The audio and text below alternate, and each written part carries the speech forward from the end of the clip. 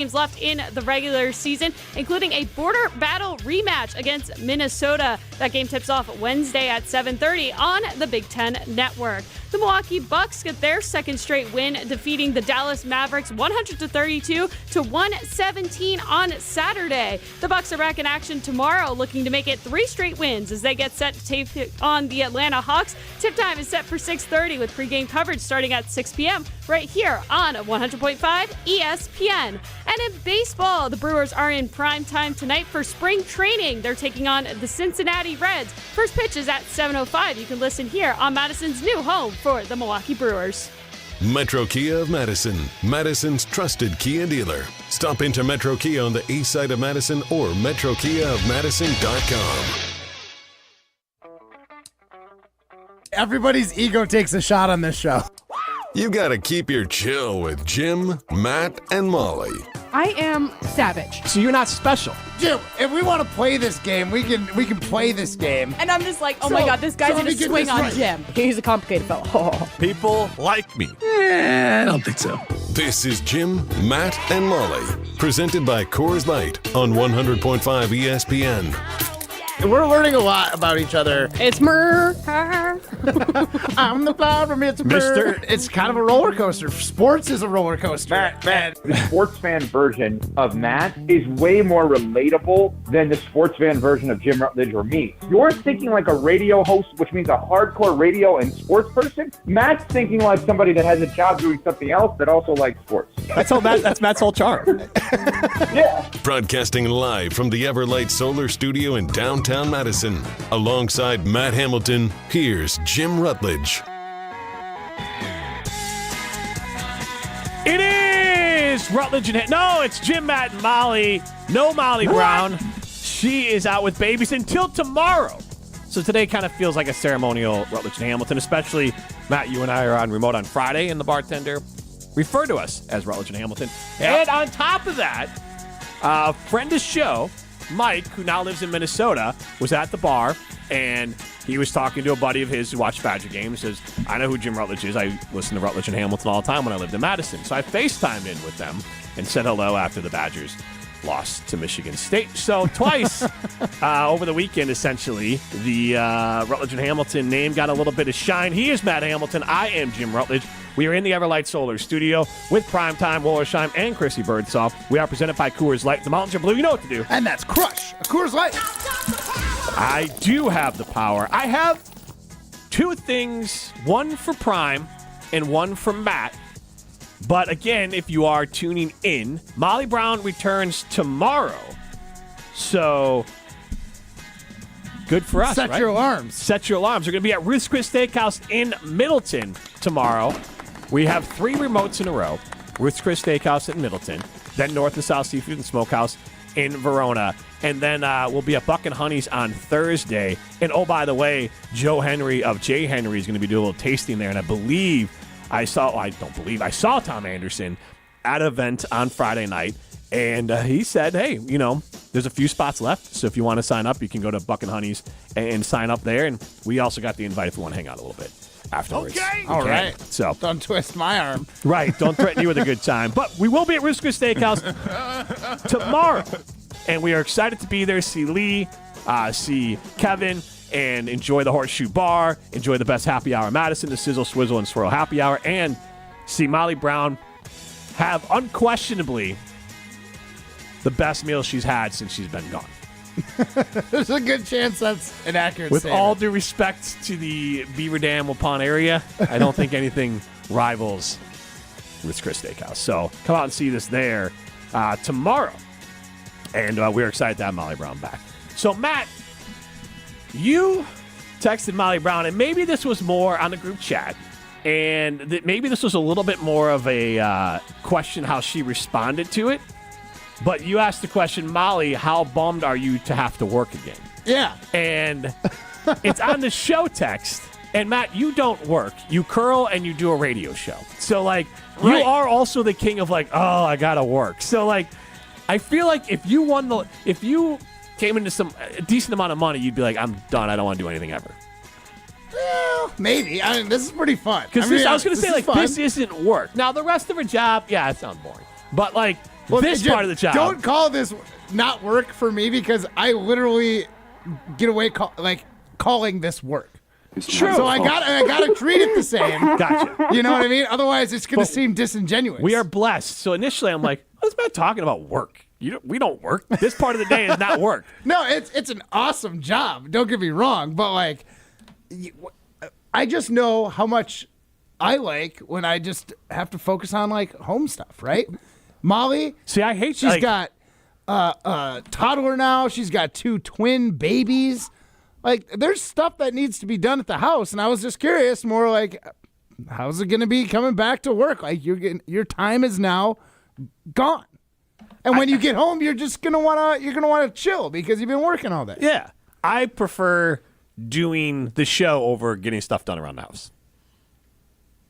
So here's the thing: whether I do the show or not, my wife's gonna be like, "Man, if I get stuff done at home, she's gonna be thrilled." And you are a golden retriever. And I know I need approval from other people constantly. That is true. And then Prime, you said that I am not a fun follow during college basketball games on Twitter. Well, not during college basketball games, during Badger basketball games, because you don't watch college basketball games other than Wisconsin, I assume. I watched the Michigan-Illinois game yesterday. That was equally atrocious. That was a blowout. An affront to the eyes, if you are a fan of basketball. And you are a Dusty May fan, so I was, and it was a horrible game. It was awful. And Illinois played their first good game in a blue moon, and they played great. And Michigan played terrible, but that's not why it wasn't a good game. The game was 2-0 for what felt like 6 minutes yesterday. And I have this. We all do this, and I think we conflate entertaining and effort with good. And so the Badger-Michigan State game was very entertaining. The officials were subpar. The sloppiness of the play was subpar. The brick house that they built in the middle of the field there with all the missed shots in the middle of the court with all the missed shots they had was subpar. Missed 3-pointers. The layups on alley-oops was an affront to all things holy in basketball, and the missed layups. Then look, I love the after missed layups, but maybe just make it the first time. So there were so many things that were so bad, and it was, I would say, made worse because Tanjay was horrible, and so the one NBA. And he's not an NBA guy, but the one guy who has a ability to score that looks like an NBA guy who can score from all levels of the court, couldn't score anywhere for Wisconsin. You saw a little bit of that with Richardson at Michigan State, who's the son of Jason Richardson. I remember him not that long ago playing in the NBA. Longtime son, Golden State Warrior. He played at Michigan State as well. And so the game was brutal, but that's not specific to Wisconsin. I mean, the Michigan-Illinois game was bad as well. And I even at one point of the Michigan-Illinois game I had with YouTube, the 4 games on at once, and I thought my speakers were going to break with all the brick shots getting laid up everywhere.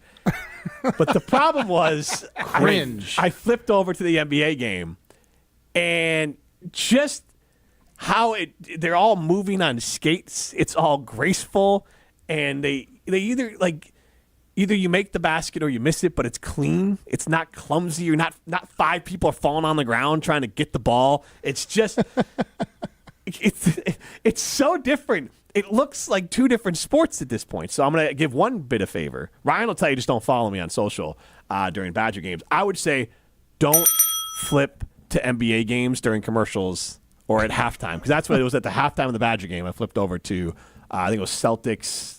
Nuggets were playing. It was Celtics Nuggets, yeah. Yeah. It was a blowout, Like by the way. 2 of the best teams in the league. You can watch the Bulls play the Heat, and it would have been better.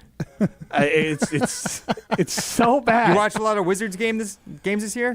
Here's the 9-45? The Wizards would beat any college basketball team by 30. Okay. I'll give you But that. I'm saying that is neat. It's not even close. The quality of basketball, Wizard game is more entertaining. I'm not into the Wizards, but if you're watching for the quality of play, a Wizards and Who's second worst team right now? Second worst team? The NBA. Chrissy Birdsall's in the Everlight Solar Studio. I'm going to defer to her on this one. The Nets are pretty bad. The Nets are pretty atrocious. The Trailblazers are a team that comes to mind. Yeah, the Wizards and the Nets is a pretty awful, but it's still a higher quality, skilled game than anything we see on any given Sunday on CBS. Any given Sunday on CBS. College basketball right now. Wow. Yes. Wow, look at this guy. So anyways, that aside, so Ryan, Jim, hater of college basketball. We got it. Oh, God, it's so, Judgmental Jim. it's entertaining, but it's so bad. Matt, is there a comp for curling? What is the – because, okay. Yeah, there is. Okay, you have the Olympic curlers. Yep. And then what is the – I would imagine There's nationals are pretty good too.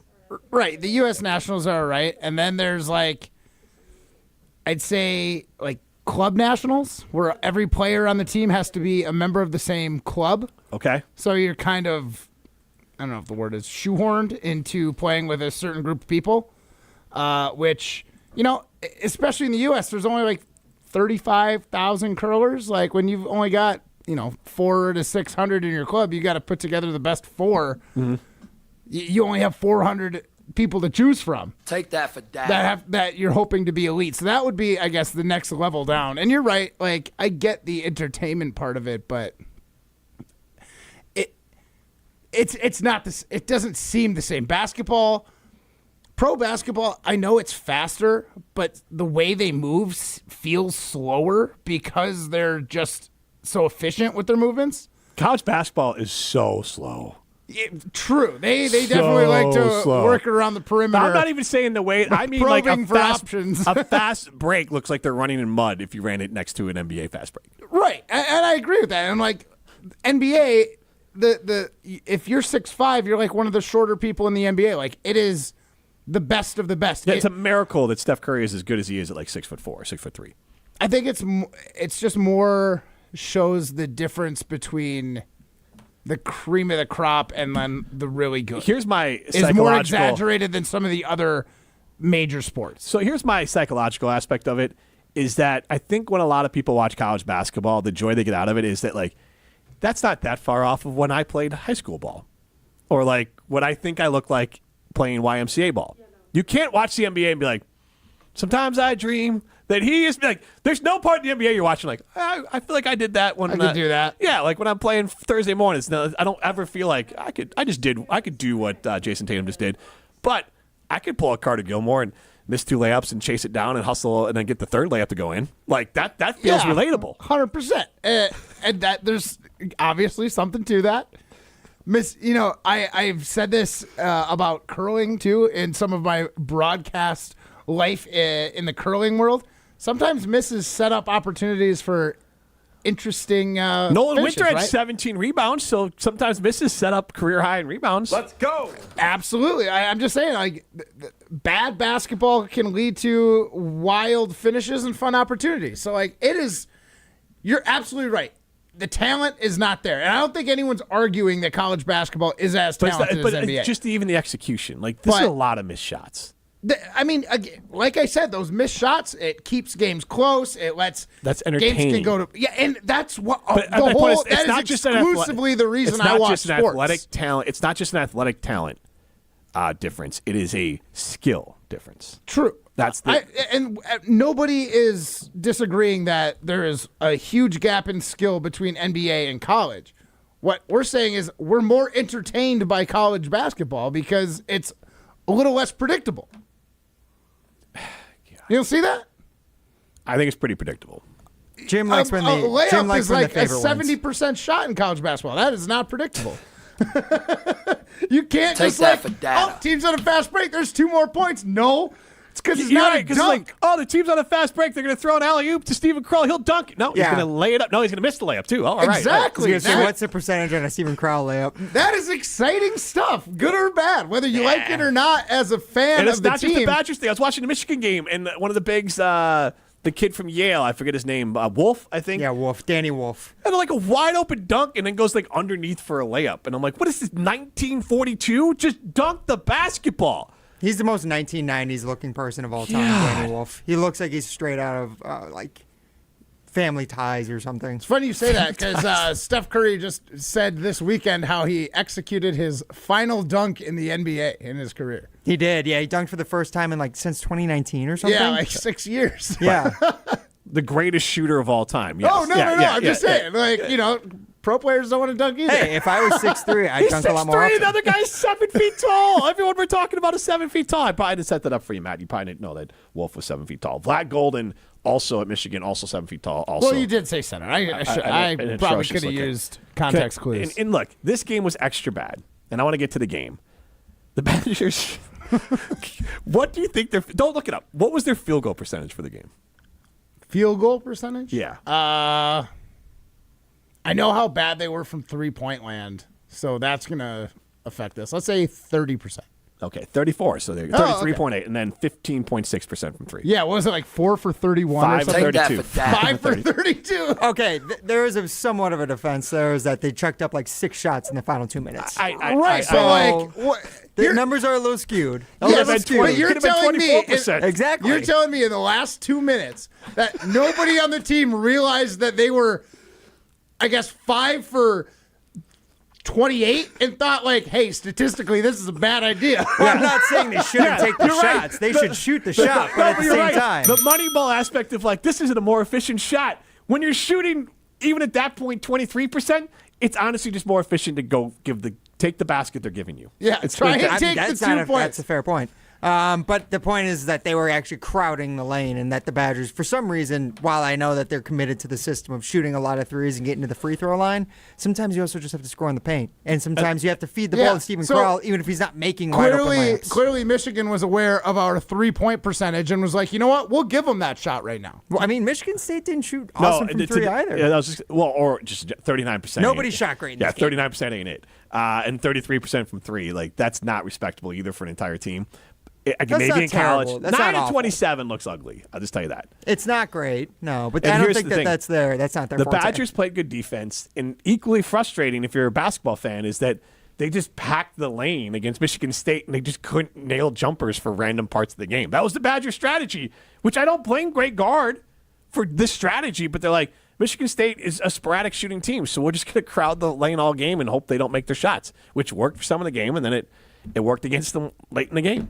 But, that was the defense. It's like you're playing 12-year-olds. They're really not that good at shooting. Just make them shoot it. Just don't let them get layups. I mean, that's what they did against us, but we continued to try and shoot 3.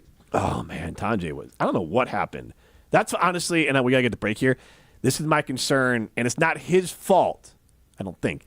But when they lost last week, he was not efficient. And this week. When they lost to Oregon? Yeah. He also had 16 points in 8 minutes in that game. But he also looked at his overall. I said not efficient. He took a lot of shots overall in that game. Yeah, he had a nice little run. Yeah. In the second half, he missed a lot of shots. Is what happened. This game, all game, he missed a lot of shots. 3 of 13, 1 of 8 from 3. Yeah. And not good shots either. He missed. He seemed to be forcing a lot of threes. He's forcing threes, but the whole team was forcing threes. And he has to force shots. They need him to. I know, and this gave me a little PTSD to Johnny Davis when he would just in the tournament. And he started just jacking threes up. I know he was injured at that point, but they just settled for shots. And if you settle for shots, Tanjay specifically, that's going to hurt. Now, Blackwell's amazing, and we'll talk about all this on the other side. But I do want to ask our Siding Unlimited poll question before we go to break. Are you expecting to be surprised or disappointed by the Badger basketball team this March? Now, that could be in the eye of the beholder. I'm going to set some baselines for myself. And Matt will react to it on the other side. Judgmental Jim. Our Siding Unlimited poll question, are you expecting to be surprised or disappointed by the Badger basketball team this March? 844-770-3776. That is the Carbless Talk and text line. Less is more. This is Jim, Matt, and Molly, presented by Coors Light. We're bringing Molly back. Yeah. Who just Who was that? That was Molly. Okay. Molly's a snorter, and she makes weird noises when she laughs. Molly Brown returns to Jim, Matt, and Molly Tuesday, March 4th. Coors Light presents To Chill or Not to Chill.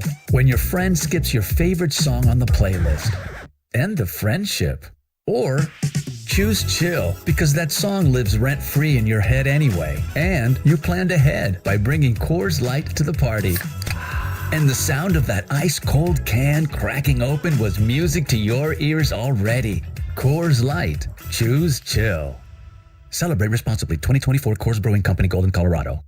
Hey, it's Jesse Nelson. I'm here with Nikki. She has also worked with the team at Madison Weight Loss. Nikki, you look great. Tell me how much weight you've lost and how long it took. I lost 28 pounds in the first 8 weeks. And since then, I've lost another 7 just with staying on the maintenance program. So 35 total. That's incredible. What changed about your health with the weight you've lost with Madison Weight Loss? Before I started with this program, I had entered prediabetes. I had gotten my first high cholesterol reading at the doctor. All of those things normalized 8 weeks. No problem. And what kinds of things can you now do that you couldn't before? For the first time in my life, I feel like I'm able to eat healthy and eat the junk food I love at the same time without going off the deep end. What would you tell someone who is like you and thinking about losing weight with Madison Weight Loss? Oh my goodness, please don't wait any longer. To anybody listening who has ever even thought of it, just do it. You don't have anything to lose except a whole lot of weight. In a very short amount of time, you're going to feel like a new person. Schedule a free consultation at MadisonWeightLoss.com. Dinner just got easier and tastier. Pizza Hut's Ultimate Hut Bundle is here to save the day. Starting at just $24.99, you can get any 2 medium pizzas, 8 boneless wings in your favorite flavor, and your choice of cinnamon, cheese, or breadsticks with 2 dips. Feed the family or wow your friends without breaking the bank. The Ultimate Hut Bundle is only here for a limited time. Hurry in and order online today at pizzahut.com. The Ultimate Hut Bundle. Only at Pizza Hut. No one out-pizzas the Hut. Since J&K Security Solutions opened in 1987, our attention to detail and customer service have been our strongest assets. I'm President Jeffrey Beckman. We'll always do our best to find the most efficient and cost-effective solution to every job we tackle. Whether it's security for your home or business, installing video surveillance, or being able to control your garage doors from your phone, we can help you feel empowered with simple and user-friendly technology. Let's work together to secure your home or business. jksecurity.com. James Imaging Systems, a 100% locally owned and managed Wisconsin business technology company. 20-year James client Daniel Bertelson, CEO at Remax Preferred. Reliability and consistency are the key to any successful business, and for our networking and digital solutions, they've been that right along with us for all these years. Local reliability and consistency has also had a positive impact for Baker Manufacturing. Purchasing Manager Jennifer Wilger. It helps keep us efficient and productive, and we can keep our minds on what's really important, and that's taking care of our customers. And Josh Gabel, Service Manager with Kirsch Appliance, also depends on the reliability and consistency of local service from James Imaging Systems. Yeah, you get somebody that knows what they're doing, come in here and get it done in 5 minutes, and we're not having to take our time to do it. Go with local. Go with James Imaging Systems, your local business technology partner. Call 608-221-3457 or visit jamesimaging.com. Hey, it's Hunter Vaughn. ESPN Madison and Zimbrick Honda are celebrating the area's best high school sports stories with the Game Changers of the Month. Follow ESPN Madison on social media to see teams making an impact in their community. Nominate your local team today at ESPNMadisonGameChangers.com. Welcome back to Jim, Matt, and Molly, presented by Coors Light on 100.5 ESPN. Brought to you by Metro Kia Madison, Madison's trusted Kia dealership.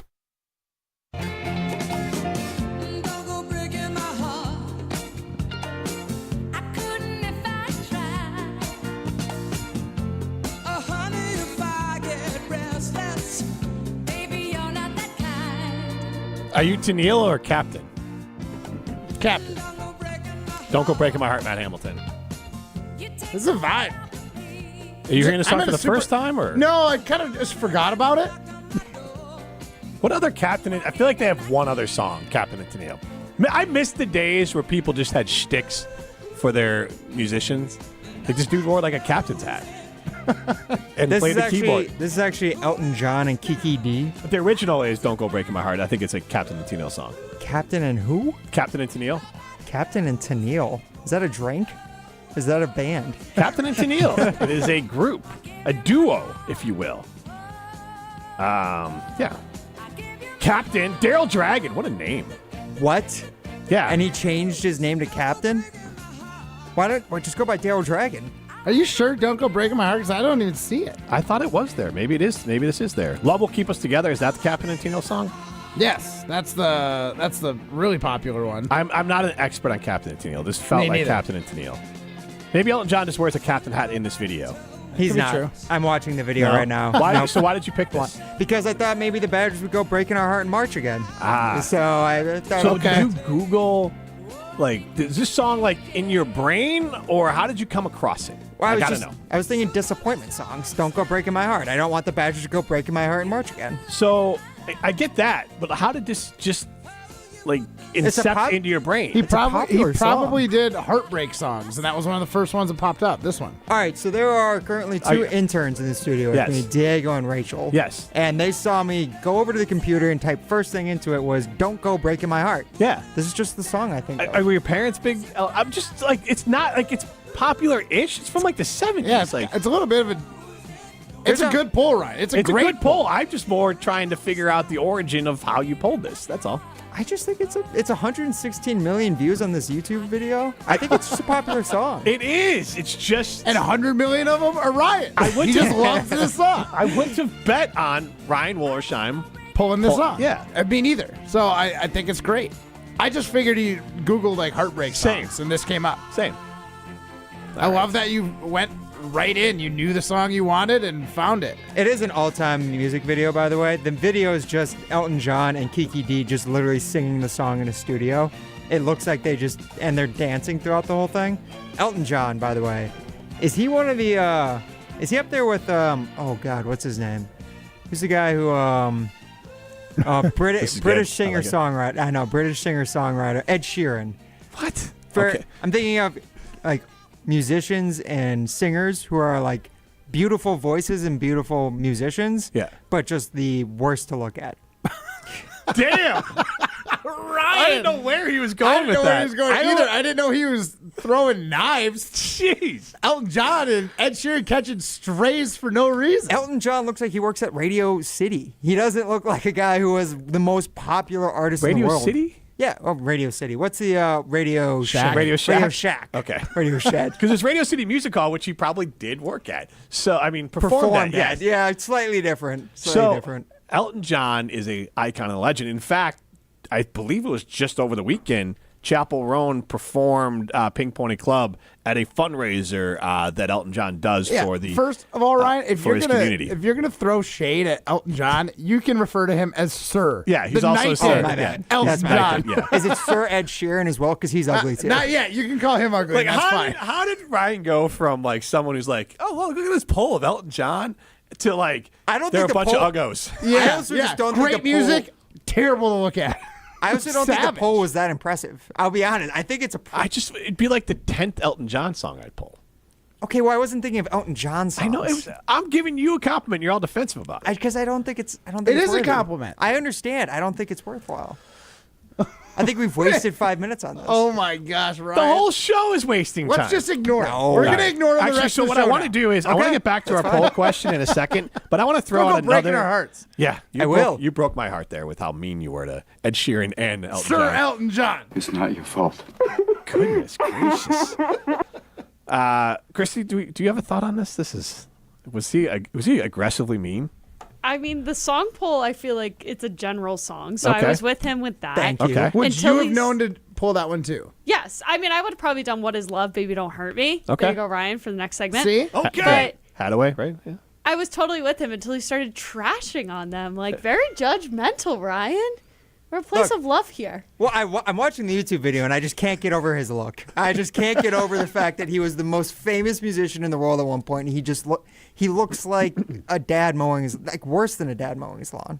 And you're talking about Elton John or Ed Sheeran? Elton, I mean, I could be talking about either. That's the thing. That's the point. He's so brutal. You sound like Jim talking about the Badgers. Yeah, I do. Honestly. Yeah, that's about how judgmental I feel from both of you right now. Yeah, it's pretty close. So I want to throw this out, though. 844-770-3776. The Cardinals Talking text line. List is more. Is Elton John? No. I want to ask, what was, when you think of your parents playing music, what's the number one artist that comes to mind? 844-770-3776. That's the Cardinals Talking text line. List is more. Because that's kind of what I thought, that maybe Ryan's parents were like huge Elton John fans and like just played it a lot. Like for me, it's like oldies, like stuff from like the 50s and 60s. But then also my parents were very into Garth Brooks. So like when I hear stuff like Beach Boys or like Chubby Checker, Richie Valens, all that kind of stuff, or I hear Garth Brooks, I think I get thrown back into being a kid, like around the house, those songs playing. Okay. Those artists playing. 844-770-3776. Carl talking text line. List is more. What songs do you associate with your parents or artists? Matt, you got one that pops in? Yeah, I'm getting confirmation. It's going to be like a kind of like a newlyweds question. I just texted my dad what his favorite band was. He was, when I was born, he was still in a country rock band called Chrome Pony. And they did covers of like country rock. So I was exposed to a lot of CCR as a kid. His dad would play a lot of CCR. What else? CCR is good. I like that. What was your center field? That's John Fogerty separately. So Bad Mood Rising. Bad Mood Rising is probably like one of the more Born on the popular Bayou. ones. Fortunate Son is an all-time banger. Yeah, I mean, there's a lot of good ones, and I got his old vinyl collection, and I still listen to these, 50-year-old vinyls that have CCR and stuff. TJ from the road chimes in. My parents loved Elvis. Elton John went off the deep end when he started wearing wigs. That was definitely a fad for him. He wore like British wigs. Yeah. Yeah. I mean, you're around, like Elton John has been generations, like decades. So yeah, you're going to have eras. So I guess Dad played country music, but wasn't necessarily his favorite. The answers I got were Doobie Brothers, Steely Dan, and Rolling Stones. Okay, but also like we went to that concert actually. It was 2019 maybe. It was at Bree Stevens, Doobie Brothers, Steely Dan. Super hot, bunch of olds like my dad, all hanging out in an open to the sun stadium. All of a sudden by the end of the Doobie Brothers, the beginning of Steely Dan, people started like falling from like heat exhaustion. Jeez, okay. And someone fell back. My dad goes to catch him, and like the guy was already too far gone. He had fallen too far. You're not catching a man of equal size to you when they're that like close to horizontal. Yeah. He still put his arm out. He tore his bicep. Oh. Yeah, but one of the Steely Dan songs was playing. I was like, Dad, you want to go? He's like, after this song. As his bicep is like fully Popeyed up in his like shoulder. Mm-hmm. He's like, we gotta get, what was that? Like, can I get your number? What was that Steely Dan song? Do you know what I'm talking about? It's hard for me to pull what exactly. It's like their top the most songs popular Steely Dan song. Let's see here. Steely Dan, Reeling in the Years, My Old School, Do It Again. Probably Reeling in the Years. Ricky, Don't Lose That Number. Oh, Ricky, Don't Lose That Number. That was a song. We were listening to it. He's like, oh, we can't go yet. So, and didn't Phil Collins redo that one? I don't know. I feel like Phil Collins redid it in the 80s. Chrissy, since you're generationally dramatically different than us, she's going to say songs that like I listen to. Yeah, exactly. But go ahead. I just texted my parents to see if they would give me confirmation as well, but I remember my dad specifically B-52 and Tom Jones were like the two big ones. Tom Jones is way before my time. What's the new Pussycat? B-52s? Yeah. Do you know the B-52s? You know B-52s. Oh, Rock definitely. Lobster, Love Shack, all of those. No, that was that's a surprising one. Yeah. My parents definitely listened to the B-52s. It wasn't like... Felt like the B-52s were like... It was like you played it when you were feeling silly.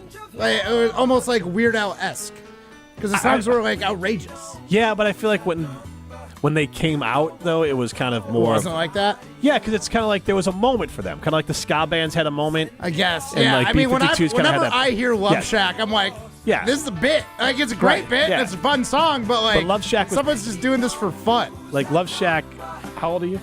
Me? I'm 22. No, I'm sorry. 36. 89 was when I was born.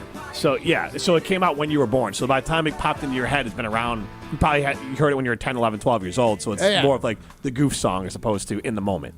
Fair. I mean, totally fair. Now, I was 9. It's not like I was like in the clubs like feeling it. But that's what I'm guessing. Okay. Because I'm guessing Chrissy's parents are maybe 10 years older than I am. So then like you kind of live in that era. So then like that would make more sense. Yeah. When you're like 19, 20. And what was the other one? B-52s and what? B-52s, Tom Jones, and then Bruce Springsteen, obviously. Yes. I feel like that's required. I feel like you lose your jersey card if you don't like what's the boss. Yeah, you have to like cheese here in Wisconsin. You have to like the boss if you're from Jersey. Which that is true. And you have to sing about the turnpike. Absolutely. At some point. And you have to tell us about Metcalf's Market. It's the best. Take the Turnpike or the Beltline down to the west side or to Hilldale for your access to Metcalf's Market. They have fantastic Piedmontese beef. They've got an excellent cheese selection, produce that is 10 out of 10 awesome. Trust me when I tell you, like, this is better produce than you're used to getting. Not only that, you can sign up for Metcalf's Rewards, save money on everyday items all the time when you shop at Metcalf's. It's free to sign up and save some money with Metcalf's. Go get that local food and bring local home with Metcalf's Market. Our Siding Unlimited poll question, are you expecting to be surprised or disappointed by Badger basketball this March? 844-770-3776 is the Carbless Talk and text line. This is more. This is Jim, Matt, and Molly, presented by Coors Light. You're listening to Jim, Matt, and Molly, presented by Coors Light. Also brought to you by J&K Security Solutions, securing homes and businesses in the Madison area since 1987. UW Credit Union presents the Prep Mania Student Athlete of the Week, supporting local student athletes as they grow on the field, in the classroom, and in the community. UW Credit Union is here for every you. Learn more at uwcu.org. Here's Dennis Semrau with the UW Credit Union Student Athlete of the Week. Our ESPN Madison UW Credit Union Student Athlete of the Week, Shane Tabist. You have twin brothers. Yeah, I do. How lucky am I? What's it like in and out of the pool with both your brothers? 8 events, 8 gold medals. You've been in 16 events in 4 years, 8 golds. Is that kind of mind-boggling what you guys have been able to do as a family? Not to, I guess, brag, but it doesn't really feel like any different to me and my brothers probably, I guess. I mean, nothing really changes at the house or when we come to the pool, nothing really changes, I guess. What's the advice you give to the younger guys once you leave? Legendary coach Bob Bowman, he always says, do your work. I think you just come in no matter how you're feeling and you just swim the practice and you're going to get better. Outside In. That's what we call our Outdoor Living Unlimited showroom at 2018 South Stoughton Road. All the cool stuff you want outside in your yard displayed inside. Patios, decks, pavers, and an automated pergola, fire pit, outdoor kitchen, a putting green, and in-ground pool. Even a converting 3-season room that's either outside or inside. We are Outdoor Living Unlimited. Your outdoor living potential awaits you at our Outside In showroom, 2018 South Stoughton Road. OutdoorLivingUnlimited.com. Introducing the newest carbless flavor, Mango Vodka. Flavored with the essence of the ripest, freshest mangoes, Carbless Mango Vodka will transport your taste buds to a sunny beach getaway. New flavor, still the same carbless crafted cocktails with 0 carbs, 0 sugars, and only 100 calories. Enjoy a refreshing vodka cocktail without the guilt. 4-packs of the new Carbless Mango Vodka cocktail are available in stores near you. Find your bliss today at drinkcarbless.com and escape with every sip. Ben Brust here to tell you about why your next work van should be from Mercedes-Benz Sprinter at Zimbrick European. First off, we have versatility. The Sprinter vans offer 16 body types and thousands of ways to customize that space. Number 2, we have reliability. Sprinter's most powerful diesel engines last longer and require less maintenance, spend more time on the road and less time in those bays. Number 3, we have safety. Sprinter's safety technologies include curtain airbags all around, load adaptive electronic stability program, and crosswind and attention assist. Number 4, Van Care Mobile. Our maintenance team can come to you with routine service. Who wants to go in? Let them come to you. They work with multiple trucks on one visit. Use the Mercedes Me Connect. And last but not least, get your Zimbrick Sprinter at Zimbrick European at Rimrock Road and the Beltline, or go online at ZimbrickEuropean.com because they never charge over the MSRP. Want to join the fastest growing home solar company in the nation and work in the fastest growing industry in the world? Everlight Solar has open positions in the Madison area and in their newly open Milwaukee location. As Wisconsin's largest home solar company, Everlight Solar offers great opportunities to gain new skills and advance your career. Don't miss the chance to join the Everlight Solar team. Visit everlightsolar.com to apply today. Save money, save the planet, and start with Everlight Solar. There's a winter weather advisory this Thursday on the Jump Around. We are joined by the one and only Nolan Winter. Thank you, guys. Thanks for having me. See Wisconsin Badgers center Nolan Winter on the Jump Around every week for the rest of this basketball season. We knew this offense was going to treat us really well with John Tanji, Xavier, and all the newcomers from the freshmen to the transfers. The Jump Around, brought to you by Steinhoffels. Streaming live every Thursday on the ESPN Madison YouTube channel and available wherever you get your podcasts. Welcome back to Jim, Matt, and Molly, presented by Coors Light on 100.5 ESPN. Also brought to you by J&K Security Solutions.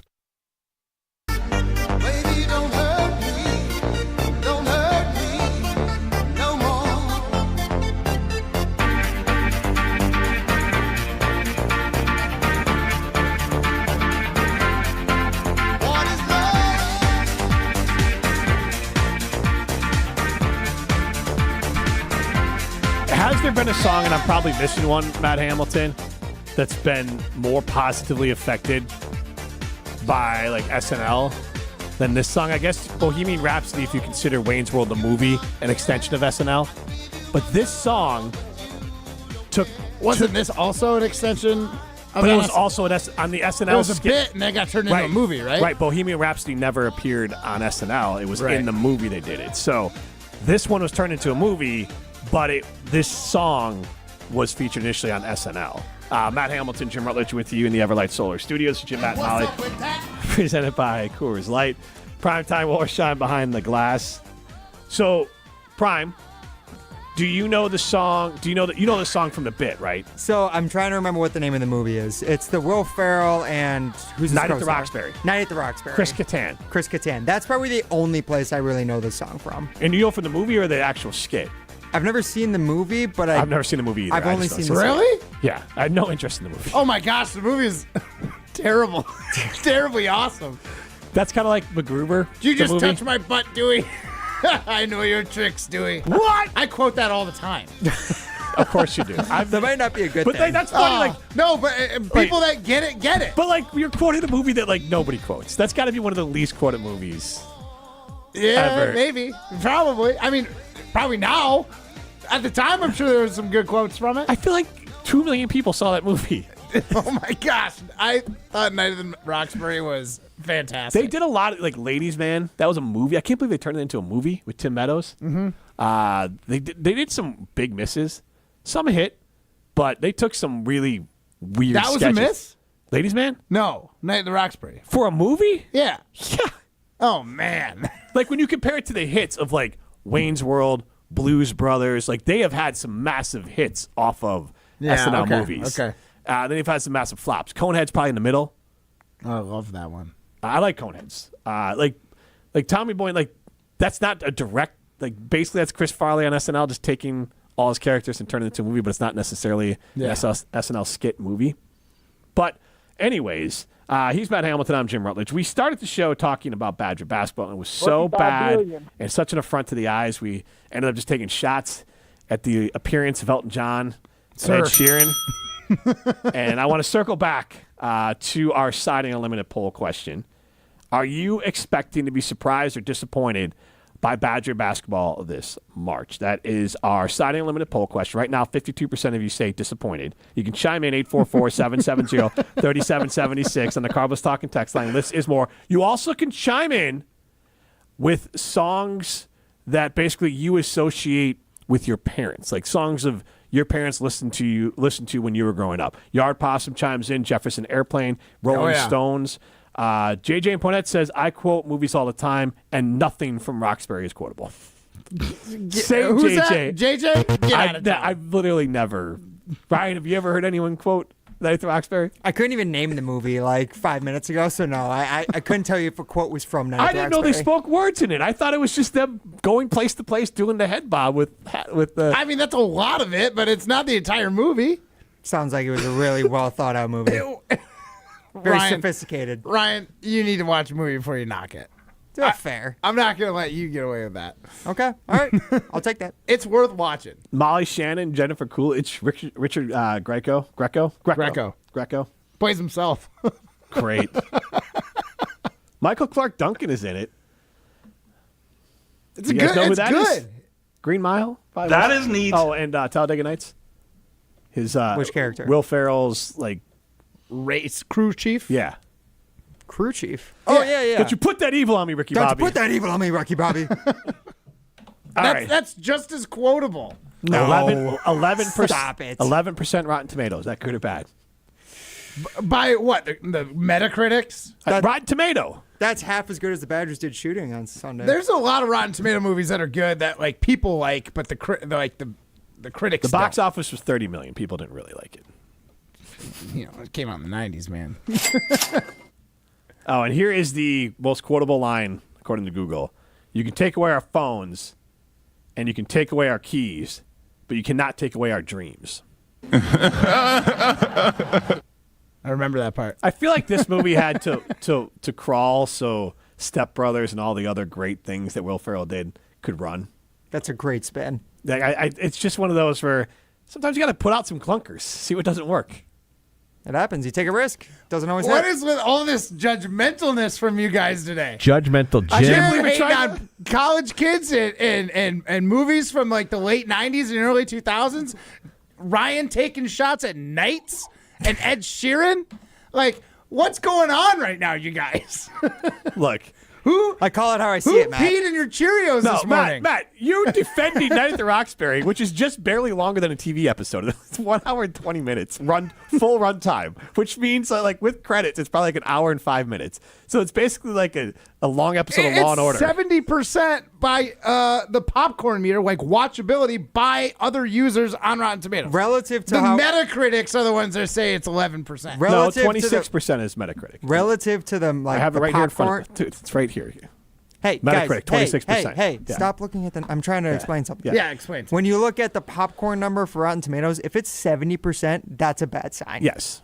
No, that's if it's 70%, means but it's the Rotten watchable. Tomato is 11. That's a big discrepancy. It's a big discrepancy, but if it's only 70% for the audience score, that's that's pretty mid at best.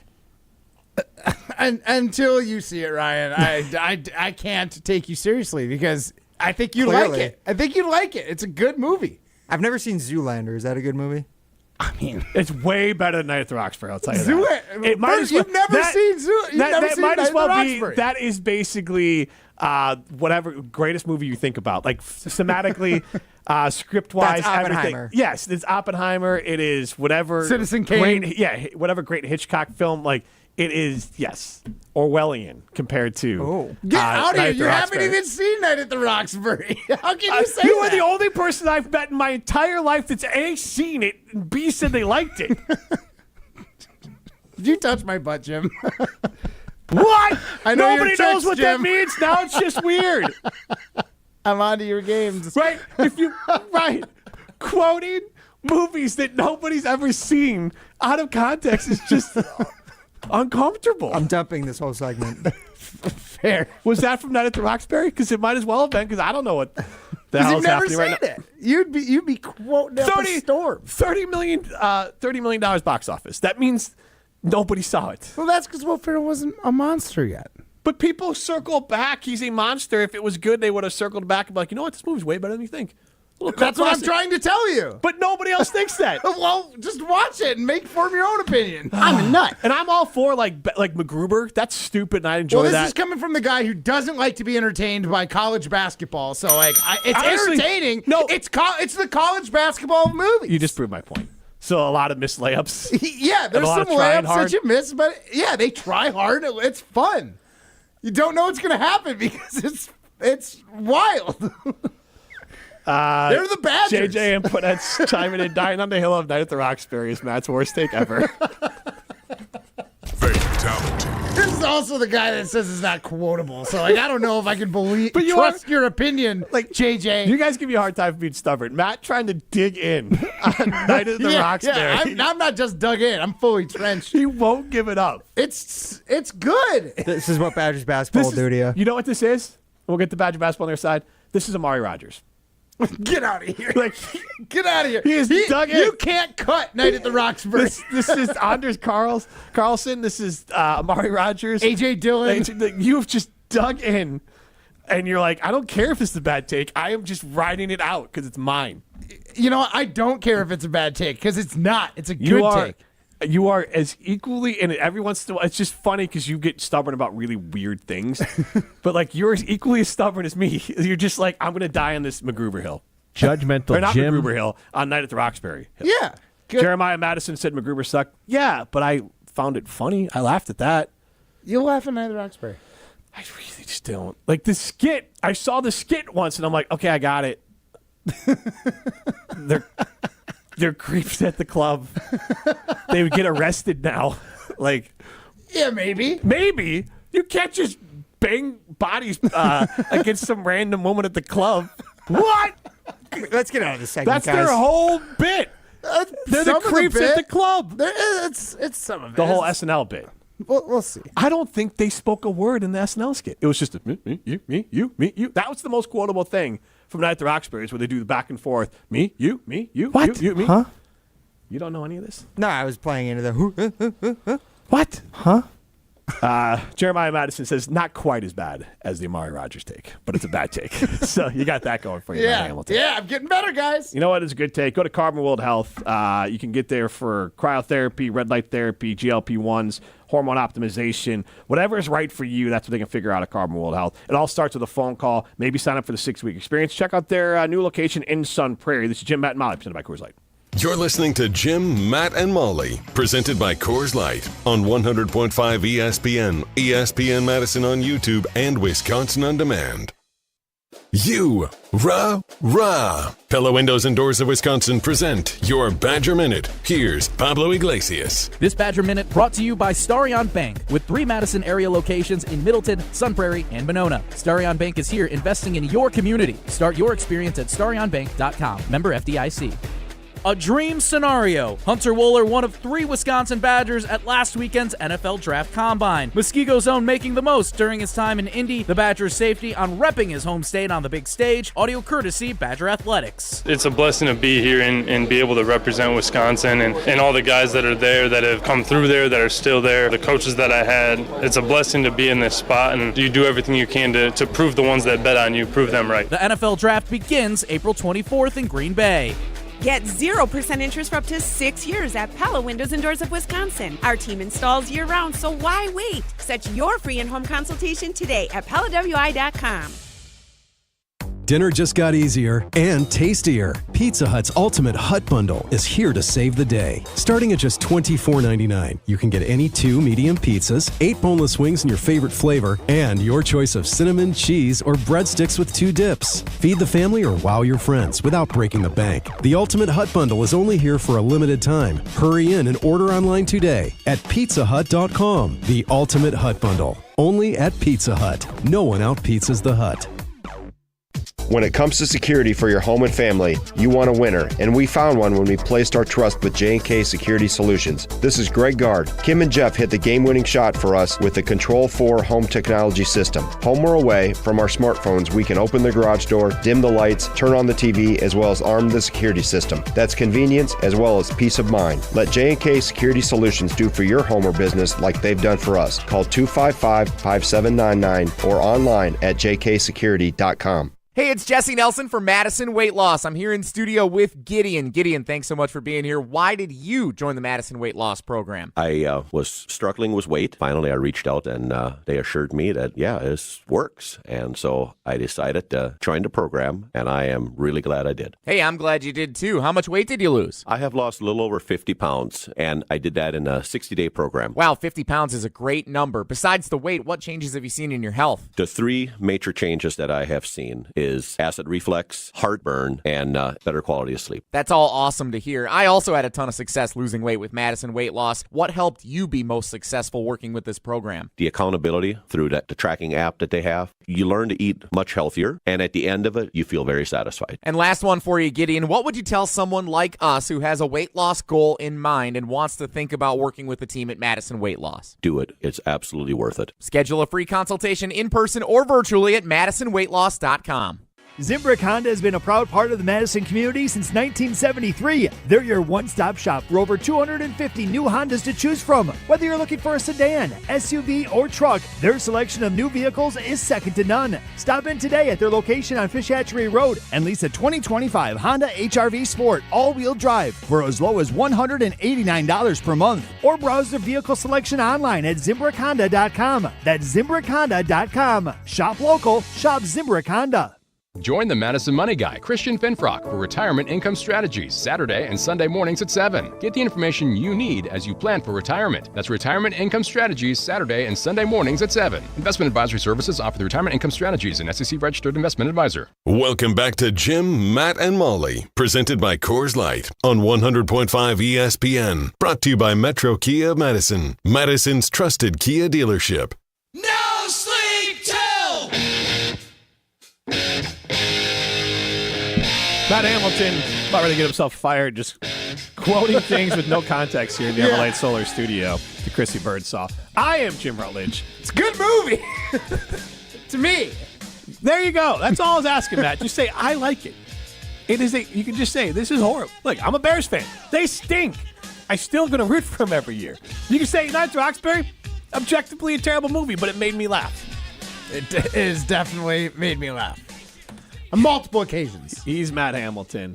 I am Jim Rutledge. Chrissy Birdsall with us in the Everlight Solar studio. Primetime Morrison behind the glass. We are earning my Big J journalism degree today. I'll tell you that much for sure, because I'm sure my journalism professors would be proud. We're going to send this in? Of the work we've been putting out today. Air checked? Oh, without a doubt. Just crushing it.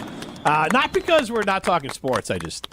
We just had a 10-minute conversation about Night at the Roxbury that maybe one of our listeners has seen. But I want to get...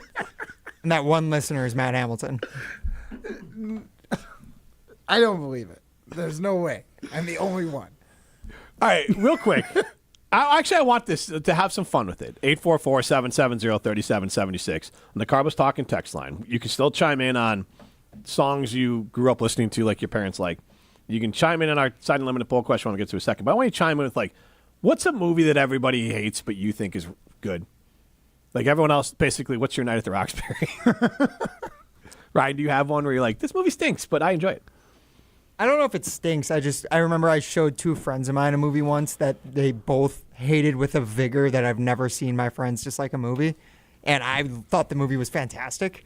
It's called The Lighthouse. It's Robert Eggers, the guy who directed the new Nosferatu Dracula movie. Is that the one with... Oh, my God. Is it anything like that? Good Lord. It's very much... It's even more... Pattinson? It's more than that. Yeah, okay, Robert but Pattinson. Nosferatu is...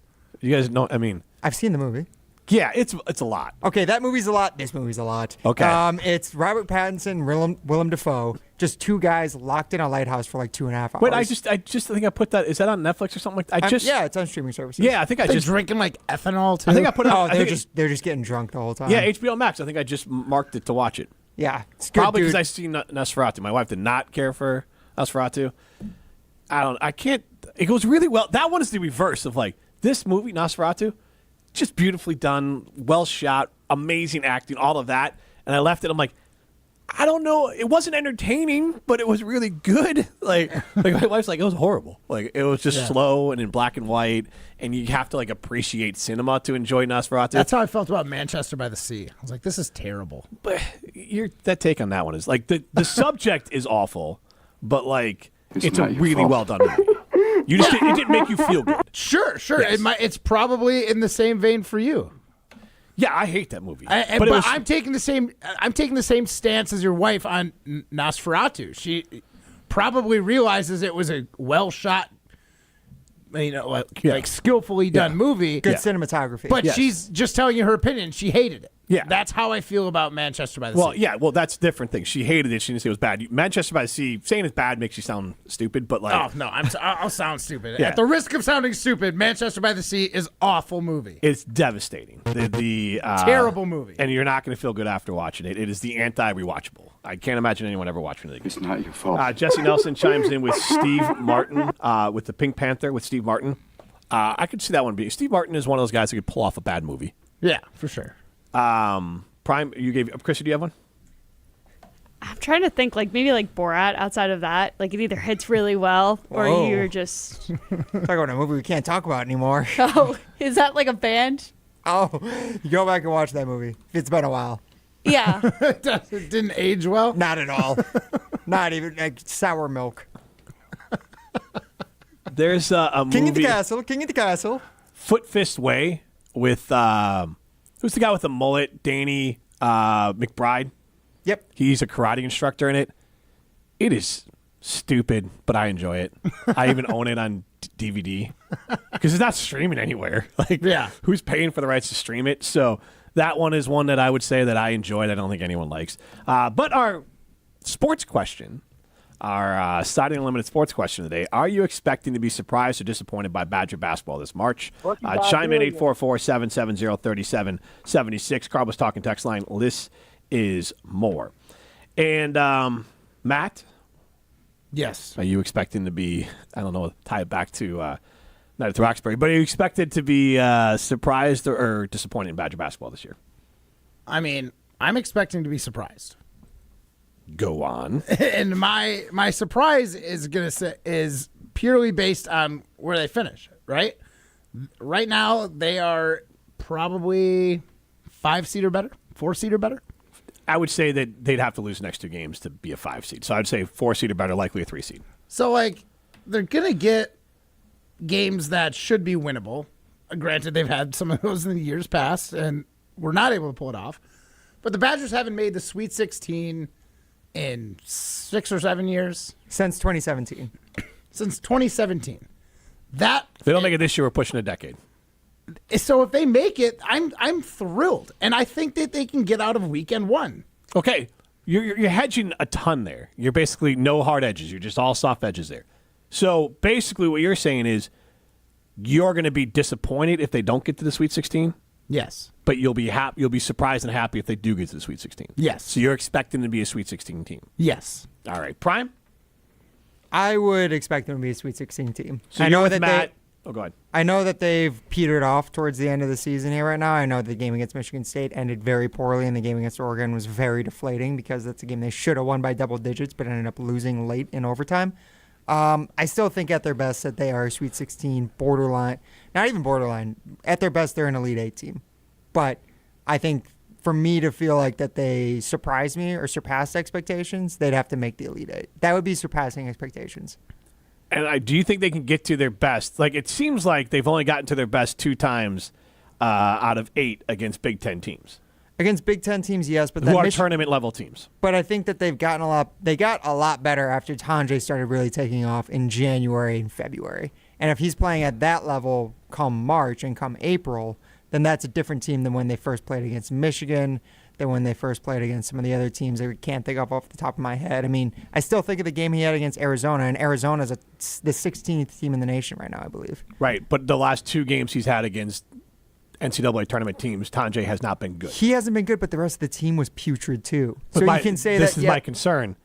Because I don't think that the rest of the team will be that putrid. Look, if he's that bad and the rest of the team's that bad, then it doesn't matter. I think then they're just going to lose. So that's my concern. That's my red flag. It's not connected. I think they need Tanjay to be as good as to be a team that gets to Sweet 16. They need Tanjay to get back to the form he was 2 weeks ago. I don't think that's necessary. So I think it.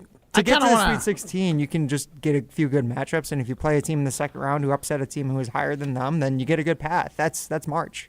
Ryan, I want to. It could go the other way, but to say that they need Tanjay to be at an all-world level just to make the Sweet 16, I don't think that's true. Ryan, I want to go back and analyze your answer a little bit. You said you'd be surprised or excited if they make the Elite 8. Yes.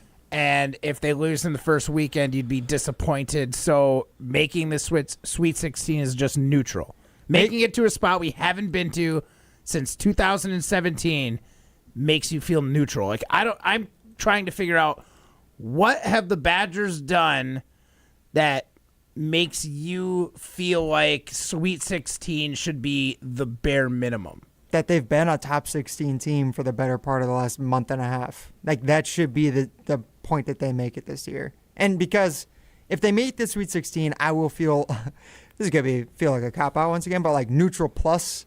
Like I'll feel like, oh, nice. You know, like We did what we were set out to do and what we should have done.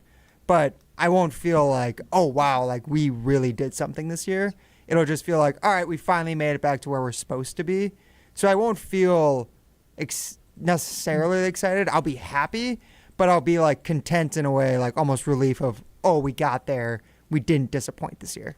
I guess I just like look back and my expectations for a team that consistently fall short of the Sweet 16 for me to realign because they've had a part of a good season doesn't make me think that I could say that like just the Sweet 16 alone is further than we've gotten since 2017. That should be exciting. That should be like exceeding expectations. You're grading them on a curve. A team, yeah. I'm grading them on like against themselves.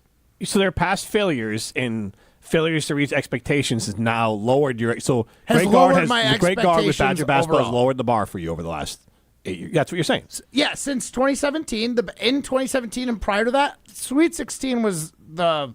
So Greg Gard took over in 2016-17. So what you're saying is that under Greg Gard, the Badger basketball program has lowered your expectations for them. Yes. All right. Unfortunately. Way to make it negative. I was trying to sound positive. Saying like, hey, I'm not making it negative. Forward. I was just framing it. You're framing it negatively. I'm framing it factually. You gave the dates. That's the start time for Greg Gard. I mean, you're right. You're right. Greg Gard, this team is not the Bo Ryan team of old. Could you also argue that just that Bo Ryan raised the level of expectation for the Badgers so that when he left, they came back down because you don't have Bo Ryan as your coach anymore? It's not a Greg Gard problem.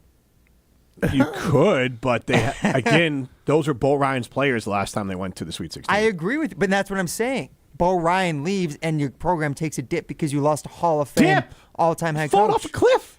It's not falling off a cliff. They still make it to the tournament. They still have won games in the tournament. They never missed the tournament under Bo Ryan. We missed it one time, right? Bo never missed it. No, we missed it with Greg Gard only once, though. Or in NIL 1 year. NIL? NIT. There's a lot of acronyms. They went 15 and 18 in the NIT. It looks like. Oh yeah, we lost in the finals of the NIT. And then 22. What about they lost? They didn't make it 22-23. They were 20 and 15 because there's no tournament thing there. So he's missed it twice under Greg. I think they missed it twice in the last 4 years. Yes. Yeah. Oof. Yeah. So Greg Gard has readjusted he has moved my goalposts. But once again, is that Greg Gard pulling the program down, or is that just losing an all-time head coach? I mean, right. I mean, cratering is what Villanova's doing right now, where you lose Jay. What's his name? Jay Wright. Jay Wright's his name. Put some respect on his name. Hey, look, I'm not a Big East fan, and I don't watch a lot of Nova basketball, but I know they were a national championship program. Now they don't even make the tournament. That's cratering. We didn't say they cratered. He just said that he's lowered his expectations. No, you said they cratered. I think they've you go from the crater. They've fallen off. I said they fell off a cliff. Oh, not the edge of a crater. Let's run through this year. All right, 30 wins, 31, and then 20, 24, 25. He never finished below fourth in the Big Ten. Bo Ryan had multiple Sweet 16s. Always made the tournament. Turned out pro players. Had multiple 30-win seasons and multiple Big Ten titles. And what was Badgers basketball doing before Bo Ryan got there? Terrible. Exactly. So that's my point, is this just Bo Ryan raised their expectations because he was an all-time great coach, and when you lose one of those, they're hard to replace. Or when you were, well, actually, I shouldn't say terrible because Dick Bennett Two first things can them. be true. Yeah, but I think the way Jim's framing it is saying that it's more Greg Gard's Actually, I shouldn't fault. say terrible because before Bo Ryan was actually closer to Greg Gard. Well, then there you go. Then maybe this is just the baseline expectation for what Badgers basketball is. Maybe I want more.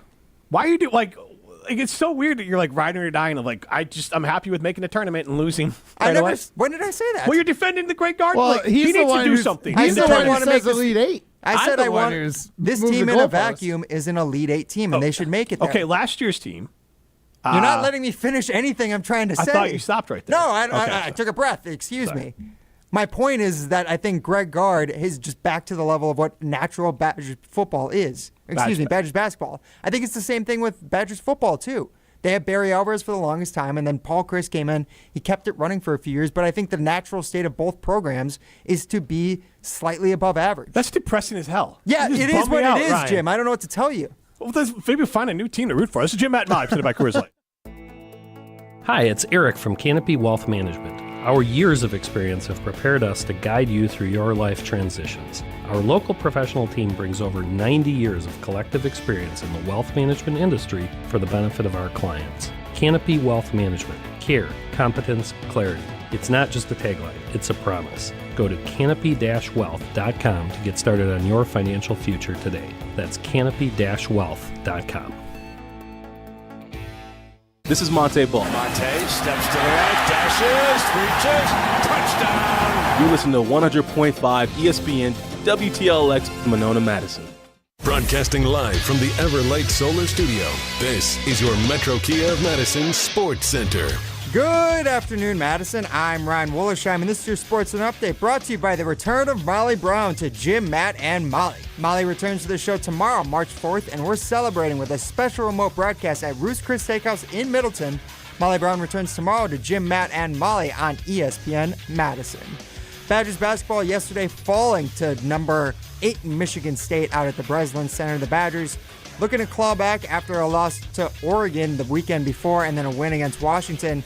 Badgers now sit at number 12 in this week's AP poll, and they'll be taking on Minnesota in a border battle on Wednesday night out in Minneapolis. That's a 7:30 p.m. tip-off for the Badgers. Head over to ESPNWisconsin.com to see the latest bracketology from ESPN's March projector, Joe Lunardi.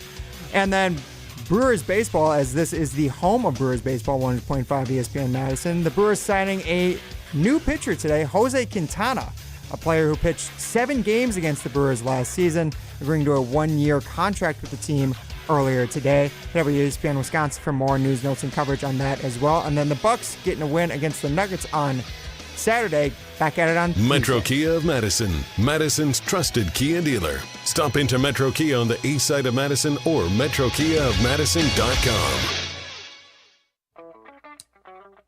Everybody's ego takes a shot on this show. You gotta keep your chill with Jim, Matt, and Molly. I am savage. So you're not special. Jim, if we want to play this game, we can play this game. And I'm just like, oh my God, this guy's gonna swing on Jim. He's a complicated fellow. People like me. I don't think so. This is Jim, Matt, and Molly. Presented by Coors Light on 100.5 ESPN. We're learning a lot about each other. It's Murr. I'm the flower, it's Mister. It's kind of a roller coaster. Sports is a roller coaster. Matt, the sports fan version of Matt is way more relatable than the sports fan version of Jim Rutledge or me. You're thinking like a radio host, which means a hardcore radio and sports person. Matt's thinking like somebody that has a job doing something else that also likes sports. That's Matt's whole charm. Yeah. Broadcasting live from the Everlight Solar Studio in downtown Madison. Alongside Matt Hamilton, here's Jim Rutledge.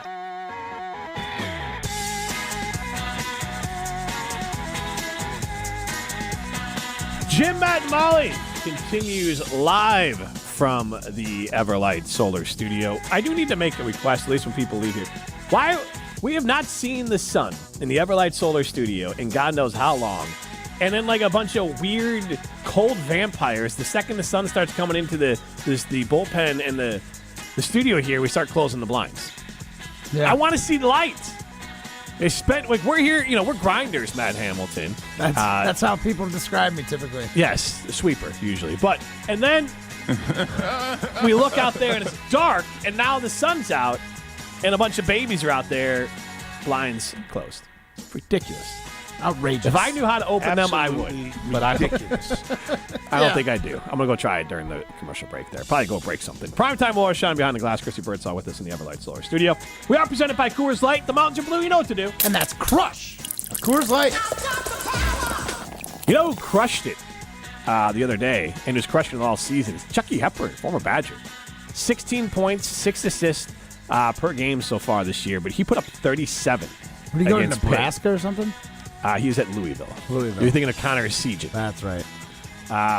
Although, also on the football side of things, former Badger Chimere Dike ran a 4.340 at the 40. Well, I think a top 5 for wide receiver. Wow. Which is also more blind. It's mind-blowing that 4.3 is only top 5.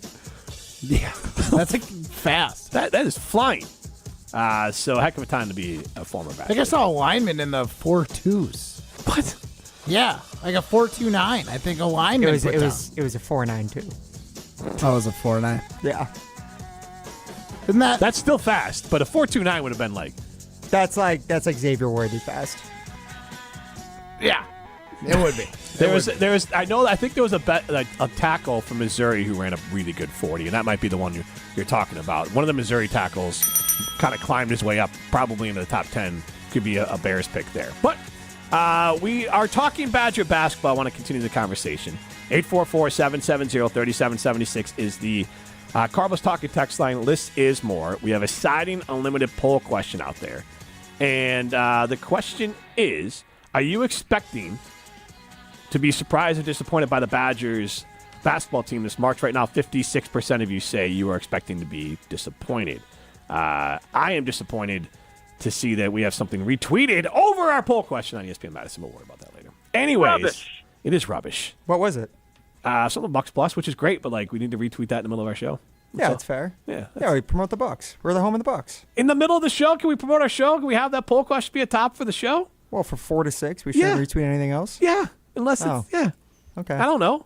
Judgmental Jim. It's just a thought. All right. Well, because it's 3 hours ago, so we could just wait another hour. What's another hour? It's not like it's fresh breaking news. Anyways, Badger basketball. Here's my Exciting. Thrilling. Come on. Fun to watch. It is what it is basically what we've come to. Wisconsin athletics. It is what it is. The We are Knight going to be at the mid. Roxbury. We are going to be mid of basketball teams. So the 21-22 team was 25-8. We had a lot of excitement for them. They as high as 8 in the AP. They finished 14th in the AP. They lost.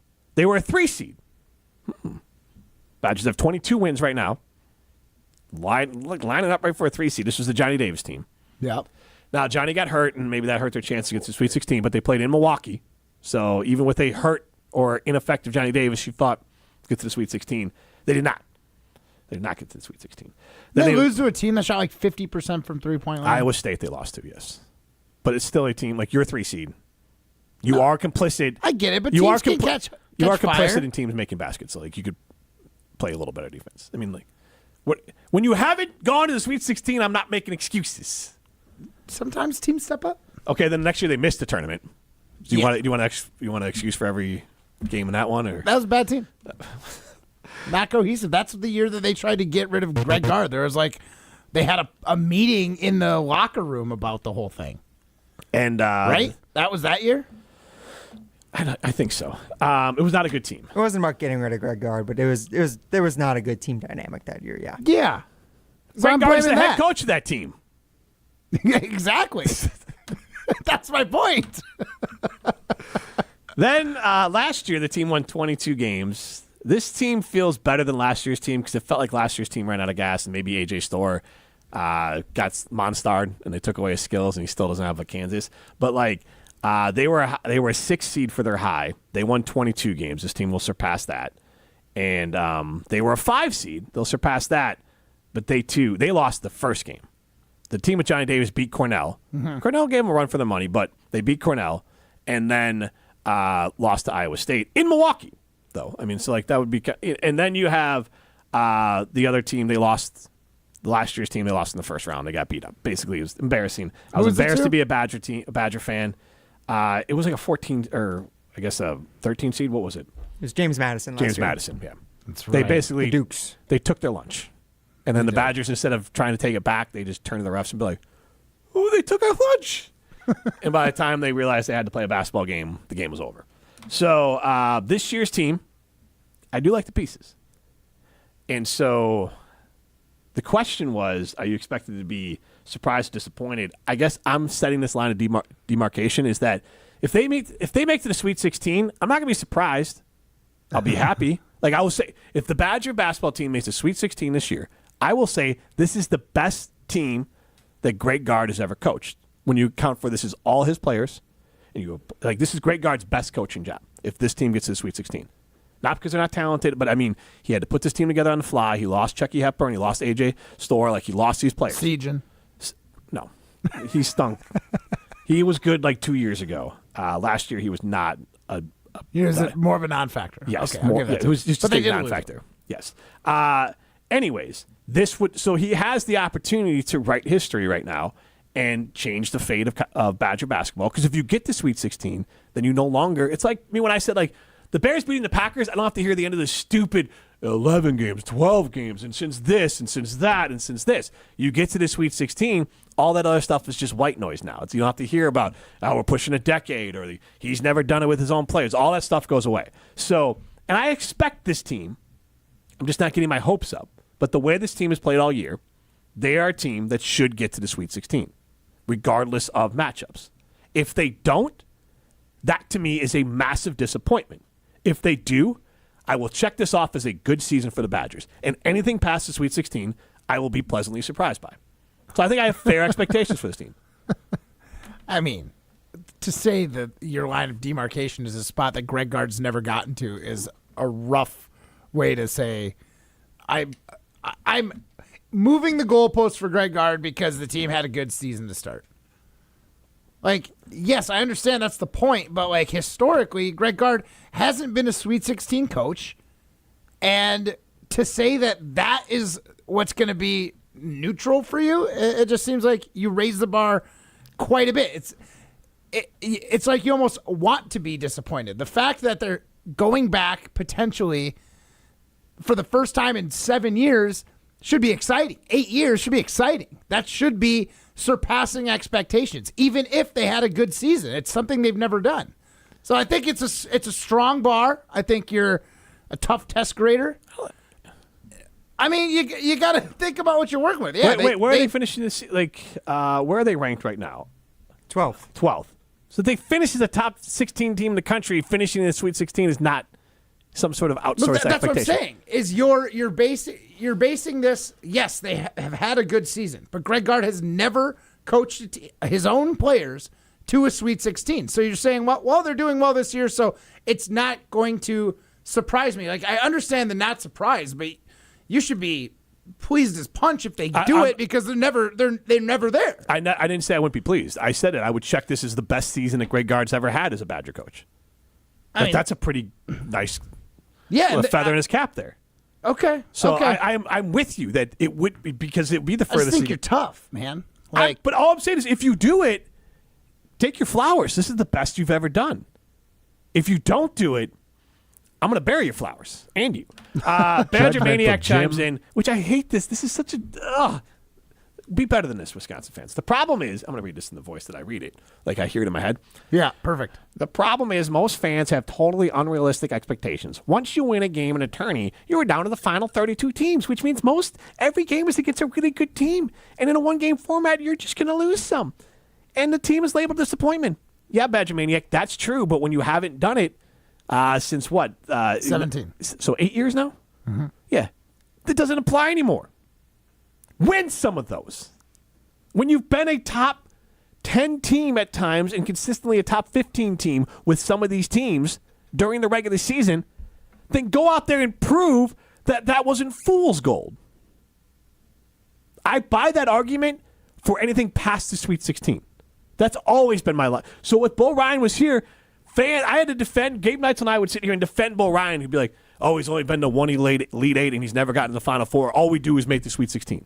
All we do is make the Sweet 16. And Gabe and I always said, if you're a good team, Sweet 16 is the spot. You land there, there's no shame in it. If you were a team that was consistently a top 25 team and you land in a Sweet 16, you had a successful season. And everything past that is gravy. Okay. I'm just saying this team does not consistently sit in the top 15. They have this year, but they don't tend to do that. So that's why Sweet 16 11, is great. 6, 14. The team that missed the tournament was 14th, 8th, 4th. The 5 seed that didn't make the Sweet 16, a 3 seed that didn't make the Sweet 16. Those are seeds, right? Not AP ranks. AP rank, 11th this year. Last year their high was 6th. The year before that, 14th. The year before that, 8th. And the year before that, 4th. Was at the beginning of the season. No, preseason was 7. It's not a preseason ranking. That's the ranking. That was the rank at the end of the season. Oh, no, their best spot. Yeah. Yeah. Okay. Okay, so fine. 21-22, they finished the year 14th. They were a 3 seed, and they lost in the second round. I'm not disagreeing with anything. Everything you're saying here is fine. It's facts. All I'm saying is teams that consistently don't make the Sweet 16, to have that as your line of demarcation is like you're shooting out in front of them a little too much. Well, again, if this team had 3 or 4 more losses and they were a fringe top 25 team, then we'll have a different conversation. So I get what you're saying. These AP polls, too, are so goofy. It's like we're just playing Big Ten teams, too. Like, the SEC looks like an absolute powerhouse in basketball. The Badgers are going to likely be... if you run into one of those teams in round 2, there's going to be good SEC teams that are going to be lower seeded because they get completely cannibalized by their own conference. Ryan, before we go to break, you're good at math. Obviously, a 3 seed, you'd be expected to make the Sweet 16. A 5 seed, you'd be expected to make the Sweet 16? That's top 20 because there's 4 brackets, 4 sides. You'd have to be 4 or better to be top 16. Okay. In theory. So 5 seed puts you at 20. The 21-22 season, they unquestionably failed to read expectations being a 3 seed. Yes. The 5 seed, I guess, a little bit below. That puts you at 20, so you're one of those teams that might not make it. Hey, Ryan, you're good at math. He wears glasses. He does wear glasses. And he looks like he'd be better at math than he is. I know he whipped his calculator out. Hey, it's a family show. Hey. This isn't Night at the Roxbury, Matt. Is that another quote from Night at the Roxbury? Whipped his calculator out? For all I know, for all the audience knows, it could be. Yes, it is. All right. It is. Deep cut, though.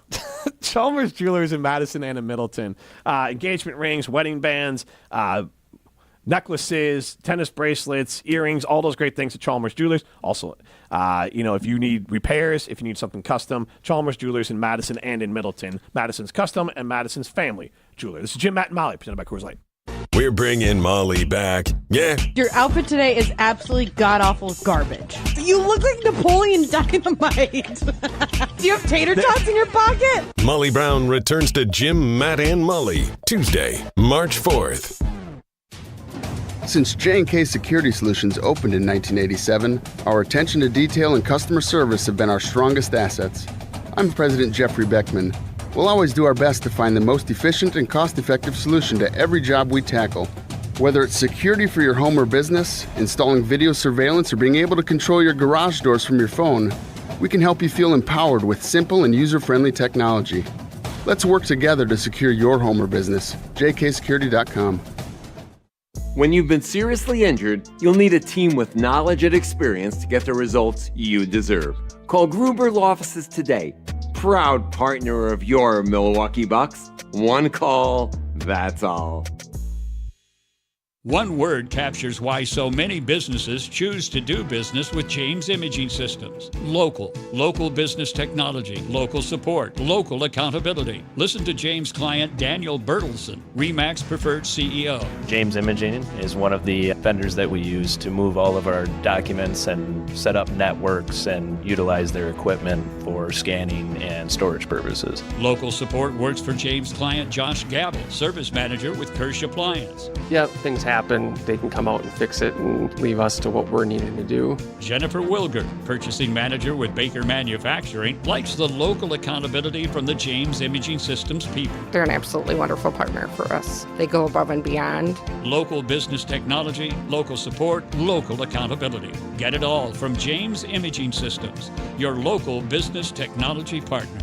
Call 608-221-3457 or visit jamesimaging.com. Coors Light presents To Chill or Not to Chill. When your friend skips your favorite song on the playlist. End the friendship. Or choose chill because that song lives rent-free in your head anyway. And you planned ahead by bringing Coors Light to the party.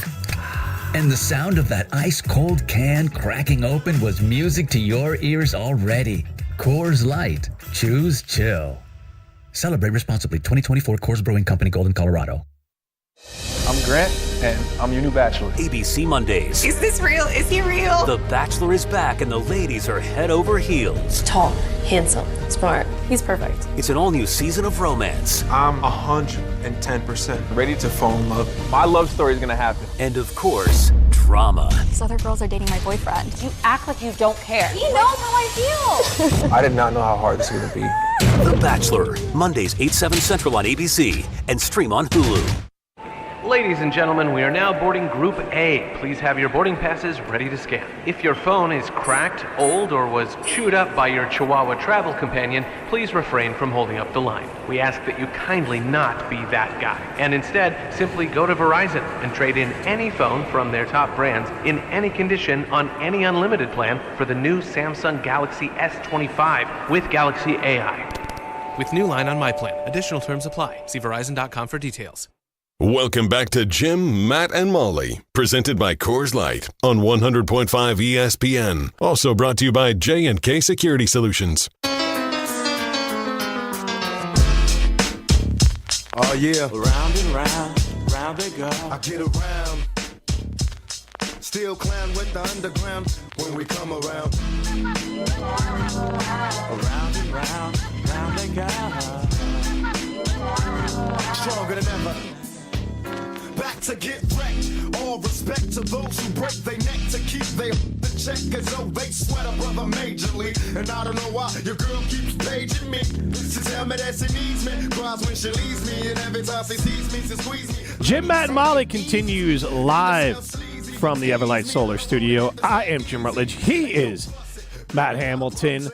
Primetime will shine behind the glass in the Everlight Solar Studio. Chrissy Birdsall made her way back in as well at the deadline here. We have a hard doors lock once we start talking here, Matt Hamilton. We are presented by Coors Light. The mountains are blue. You know what to do. And that's crush a Coors Light. Our Siding Unlimited poll question. We are asking you, are you expecting to be surprised or disappointed by Badger basketball this March? Right now, 56.5% of you, with 108 votes, say disappointed. And we have a... You guys are all Jims. Judgmental Jim. Look, here's the thing. I think so many fans, the majority of college basketball fans, especially in the state of Wisconsin, drop in when March Madness rolls around. For sure. And constantly 8 years of not getting it done negates the good feel. Like, Badger basketball fans aren't in it for the feels like maybe Brewer fans sometimes are, or like Martin Athanasiou's like, hey, I'm just here to have a good time. Like, if that's the standard for Badger basketball, Greg Gard, A+. He will give 20 wins. Let's go! And, like, losing a tournament. Like, but I mean, like, if you want to be able to enjoy the dog days of winter after Packers season ends and there's not a lot going on, and if you're not an NBA fan, all right, Badger basketball crank out some entertaining, tough teams, and they'll go out there and they'll win you some games. And like yesterday, again, not pretty, but the game was entertaining. Yeah. This person asked not to share their name, but extremely happy with their grit and performance and overall record. But in my opinion, their record is far above their talent level. They have great coaches and they make free throws. Sweet 16 doesn't seem likely to me. Big Ten basketball doesn't seem to translate to the tourney. Brian, what are your thoughts on that? Because you kind of talked about, maybe we just had a one-and-done amazing run with Bo Ryan. Not one and done. It was a 20-year run. But I mean, like, that's it. Like, we don't get to have greatness anymore. We now are stuck with mid with Greg Gard. No, I'm not saying you're stuck with mid. Why is that a bad take? No. Why That's are you not guys a bad laughing take. at It's that? just depressing. Sorry. Like, you guys get on me for being negative, and that's so, like, that is macro. I like to get micro negative. Ryan just dropped, like, macro, big picture negative. macro negative. Can of, I like, ask you this? Yes. If you lose Vince Lombardi as a head coach, do you expect to ever be reaching the levels that you were under Vince Lombardi beforehand? Didn't they Is that the expectation? I would say that after Vince, we were booted. How about close? But I mean, like, the Packers did get back, though. After George Halas, where were the Bears? After Bill Belichick, where have the Patriots been?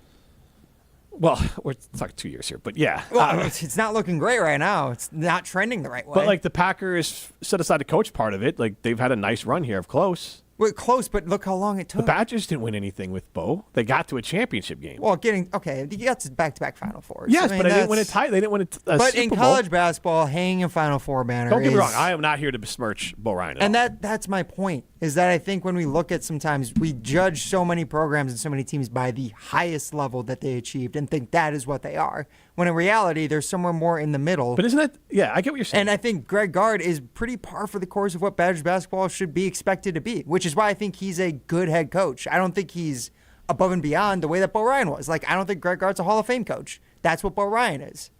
I do not think that Greg Gard. I think he's a good coach. I do not have any Greg Gard like, he is some sort of a problem. But you understand that as also really depressing if this is what we got going forward. Well, I'm not. Is it that depressing? I mean, they make it to the tournament most years, and honestly, yes, you can say, well, they still haven't done it. They still haven't done it. But you were saying before, you and Gabe Neitzel had to defend Greg Gard Bo Ryan for how long? Yeah. And eventually, you break through. And I'm not saying that we should just be happy with, if they never made the Sweet 16, that's fine. I'm not saying that's fine, but I'm just saying when you're talking about expectations and disappointed or surprised, then yeah, I think it's fair to say that Badgers basketball on the whole is a above average quality program, but it's not one that would consistently make Sweet 16s or win and move beyond the Sweet 16 on a year-to-year basis. And my concern is, and it's not there yet, but if this is the case, if you're not going forward, you're going to start going backwards. And if other teams in the Big Ten, the teams from the Pac-12 that have come in, if they start getting it together, then all of a sudden you could slide from 5th in the Big Ten to 6th, 7th. And when Greg Gard took over 7 years ago, who would you say was at the top of the Big Ten in college basketball? Well, I'm talking going forward, though. I know, but I'm just saying that sometimes we think that, but the Big Ten has remained pretty standard. But what about I got a good example for UCLA's this of people that have had high expectations for their kind of booty team for a while. Go Indiana Hoosiers. Yeah, they were they're bad. Right, but people were like, we're a basketball school. And they spend money on basketball. They had a great football team this year. Yes, for the first time the first time in a long time. Ever. Maybe ever, you're right.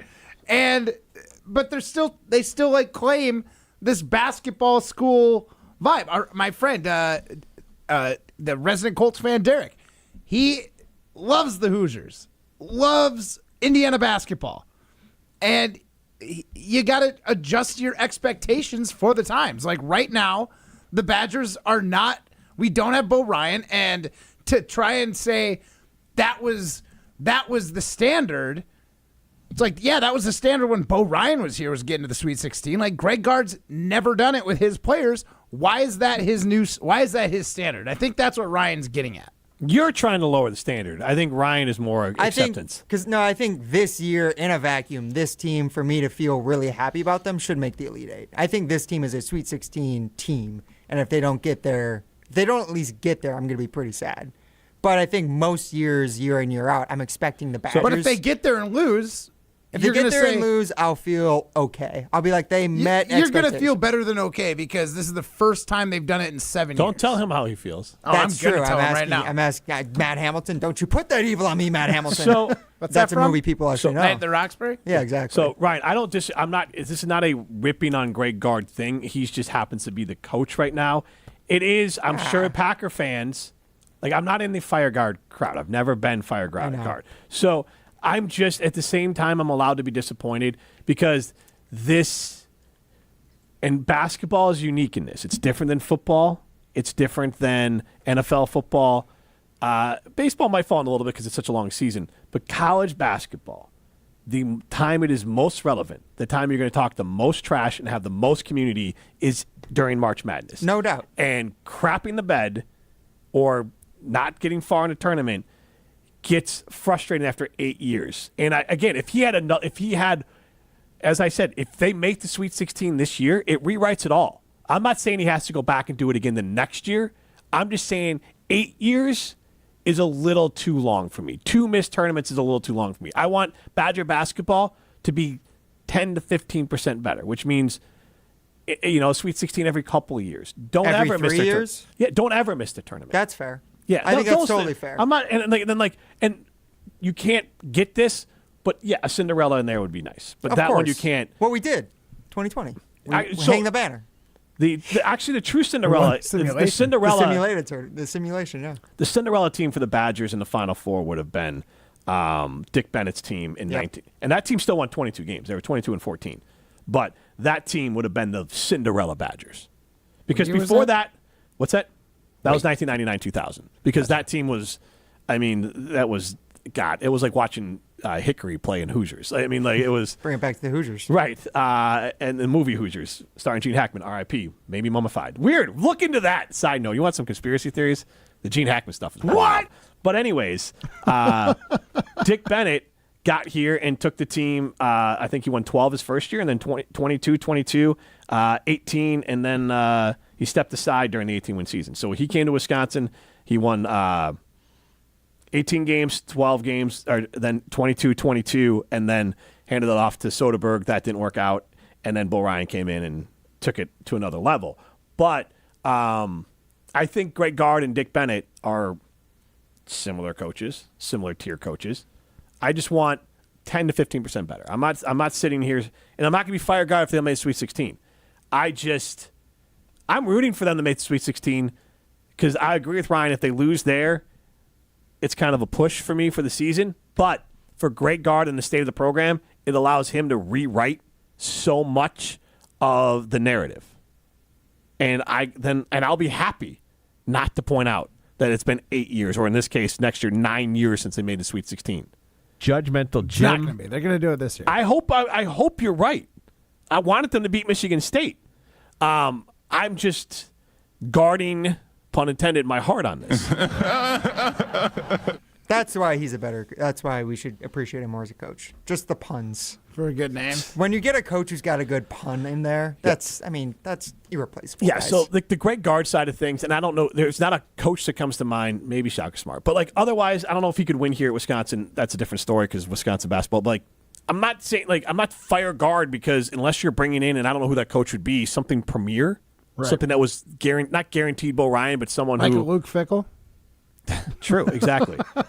But doesn't always work out. But Luke Fickell's less proven than let's say Bo Ryan. If you got Bo Ryan in the middle of his career to come to Wisconsin, then it's a different vibe. If you got let's say Bo Ryan at Wisconsin 5 years in gets plucked somewhere else, that would be a big pull for someone. So if you pulled in someone that could feel like a true upgrade, that's Nate Oates, Alabama. Yeah, exactly. That's a good example. Guy who's from Whitewater, I think coached at Whitewater, high school guy, high school coach in the state of Wisconsin. That would be the pie in the sky hire. But I don't think Wisconsin athletics has the money to pay him nor the players that he'd want to have here.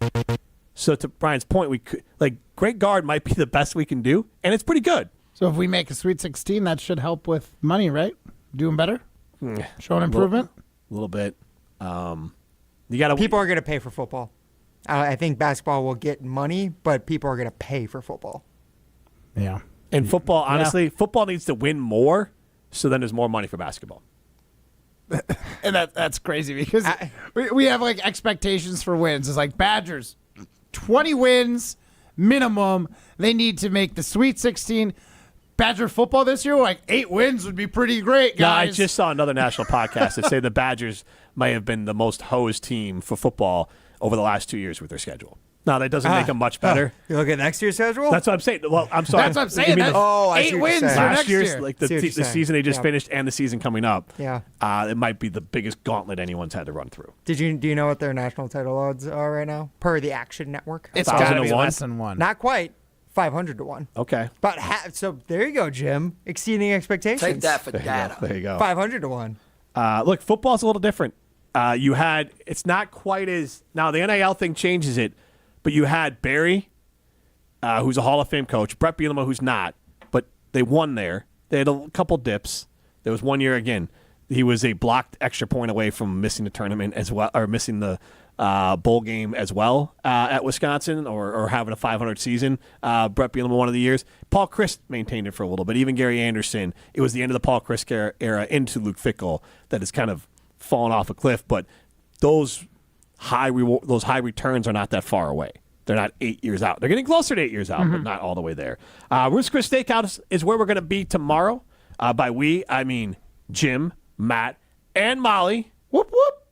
Not Prime, because he is a great producer, and he didn't want to put Chrissy Birdsall in a tough spot of first show back from Molly Brown, lots of pomp and circumstance. Plus, Chrissy doesn't work on Tuesdays. That too. I was trying to give Ryan a little bit of love here. Trying to set it up. A little bit of both. A little bit of column A, a little bit of column B. Ryan, could you point out that this guy is such a hater that I couldn't, or he just had to be right on something? I was just trying to set it up that you were being a good guy, because that is the main gist of it. He didn't want to put any producer, Chrissy's sitting right here. Yeah, totally. Any producer in a tough spot. That is why he's not there. Well, Jesse Nelson turned me down. So that's what this is Jesse Nelson? Of course. Jesse Nelson sucks. So, yeah, never mind. Make Jesse run the show. It's a return to Jim, Matt, and Molly. Jesse can't run the show? This is too hard? I'm not. I'm kidding. I'm kidding around. It's because Chrissy can't work on Tuesdays. That's really what it was. Oh, so it's Chrissy's fault. I was trying to cover for her, Yeah, I got more you. than anything. I got you. Chrissy, you're allowed to speak. I have school. What is that? What a lame response. What's up with that? Yeah, you can either learn from the real world or you can go to school and Nerd. apply nothing. Can you write me an absentee note to my professor? Yeah, I will write you an eloquent one. Can you write? Yeah. Okay, I know you can sign. I can sign. I've never seen you write anything. Reading it can be tricky. Anyways, see us. Maybe Matt will write you a letter when you're out at Ritz Chris Steakhouse in Middleton. Say hi to Lee. Say hi to Kevin. Say hi to Molly Brown, Matt Hamilton, and Jim Rutledge. We'll be at Ritz Chris Steakhouse tomorrow. So Jim, Matt, and Molly, we're throwing stones next. We're bringing Molly back. Yeah. We don't speak about her. about rivals. We are not rivals. Liz? Yeah, me and Kay are not on the same level in the same sense that Matt thinks that the Bears and the Packers aren't on the same level. Molly Brown returns to Jim, Matt, and Molly Tuesday, March 4th.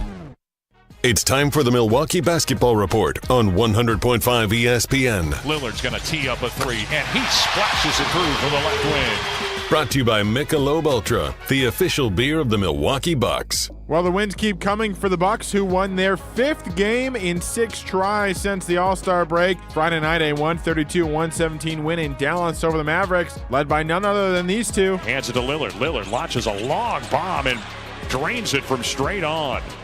Damian Lillard's 4th three-pointer of the night. He wants that scoring title from Giannis tonight. Giannis going downhill, goes right past Brown and sends it down the facial. Served up from the Greek Freak. And the Bucks have a 14-point lead. 57 combined points for Giannis and Dame Lillard in the win. Next up, they take on Atlanta Hawks in Atlanta on Tuesday night. This has been your Milwaukee Basketball Report on Madison's home for Bucks basketball, 100.5 ESPN. Brought to you by Michelob Ultra. I'm John Hayes, owner of Goodman's Jewelers. We've been at the heart of many magical moments, from engagements to weddings to sweet 16s. It warms my heart to be a part of these moments for 40 years with people I consider family. With the highest standards and an eye for classic beauty, enjoy a warm boutique setting at Goodman's Jewelers, where integrity shines in every gem. At 220 State Street, Goodman's Jewelers, the Diamond Store, Madison, since 1933. The best is at Goodman's. The Audi National Customer Credit is available now at Audi Madison. Save $3,000 on select 2025 Audi Q5 models. Save $4,500 on the Audi Q7 55. This national credit is good toward the purchase, finance, or lease of a new Audi, but is only available until March 3rd. Stop in and test drive today. Check out AudiMadison.com to see current inventory and specials. Start your adventure at Audi Madison today, off the Beltline and Rimrock Road. Greg Scalzo here for Buck and Honey's. Get ready for an unforgettable evening of fine dining and exceptional bourbon. Join us on March 6th for an exclusive 4-course dinner at Buck and Honey's in Sun Prairie. Each course will be perfectly paired with the rich flavors of J. Henry bourbon, whiskey, cocktails, and pours. And that's not all. You'll have the chance to meet the master distiller himself, Joe Henry Jr., and hear firsthand the fascinating story behind the craft of J. Henry bourbon. Spots are limited. Visit buckandhoneys.com to reserve your seat today. I'll see you at Buck and Honey's. Hi, it's Jeffrey from Celebrations Entertainment, and here's another great fundraising event in Madison. The Madison Waldorf School Planting Seeds of Joy auction and gala is happening March 15th at the Park Hotel. The online silent auction kicks off on March 5th and leads up to the live auction during the gala. All proceeds from this event support educational programs, student grants, and the school's upcoming move. Get your tickets now at madisonwaldorf.org and help us build a bright future for our students. I will see you there.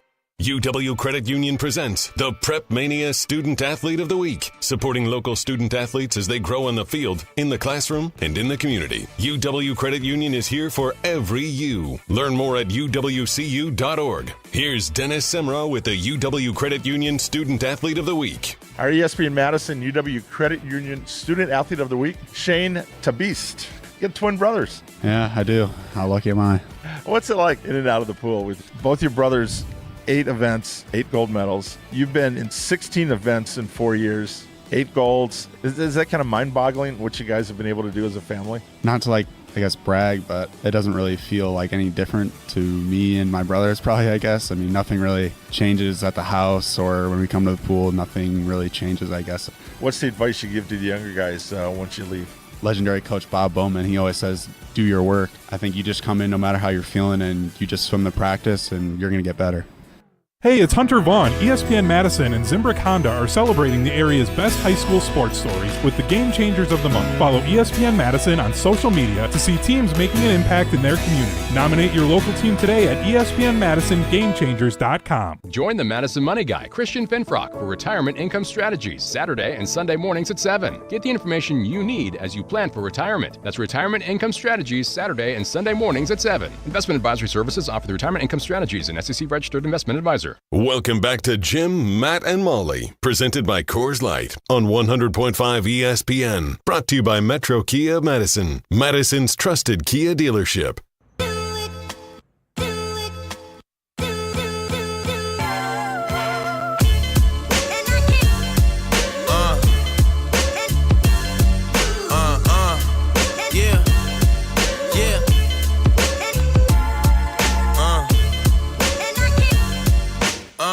Jim, Matt, and Molly continues live from the Everlight Solar Studio. He is Matt Hamilton. I am Jim Rutledge. Molly Brown, back tomorrow. Matt, maybe we'll talk about it. We got one more segment after this, or are we wrapping it up here? We're going to wrap it up here, guys. All Throwing right. stones. Little We got a Prep Mania Studios show with Hunter Vaughn and Dennis Semrau coming up here in a minute. And then a Brewers spring training game coming on at 6:55. So a lot of exciting things coming up after us here on Jim, Matt, and Molly. It'll be a little weird.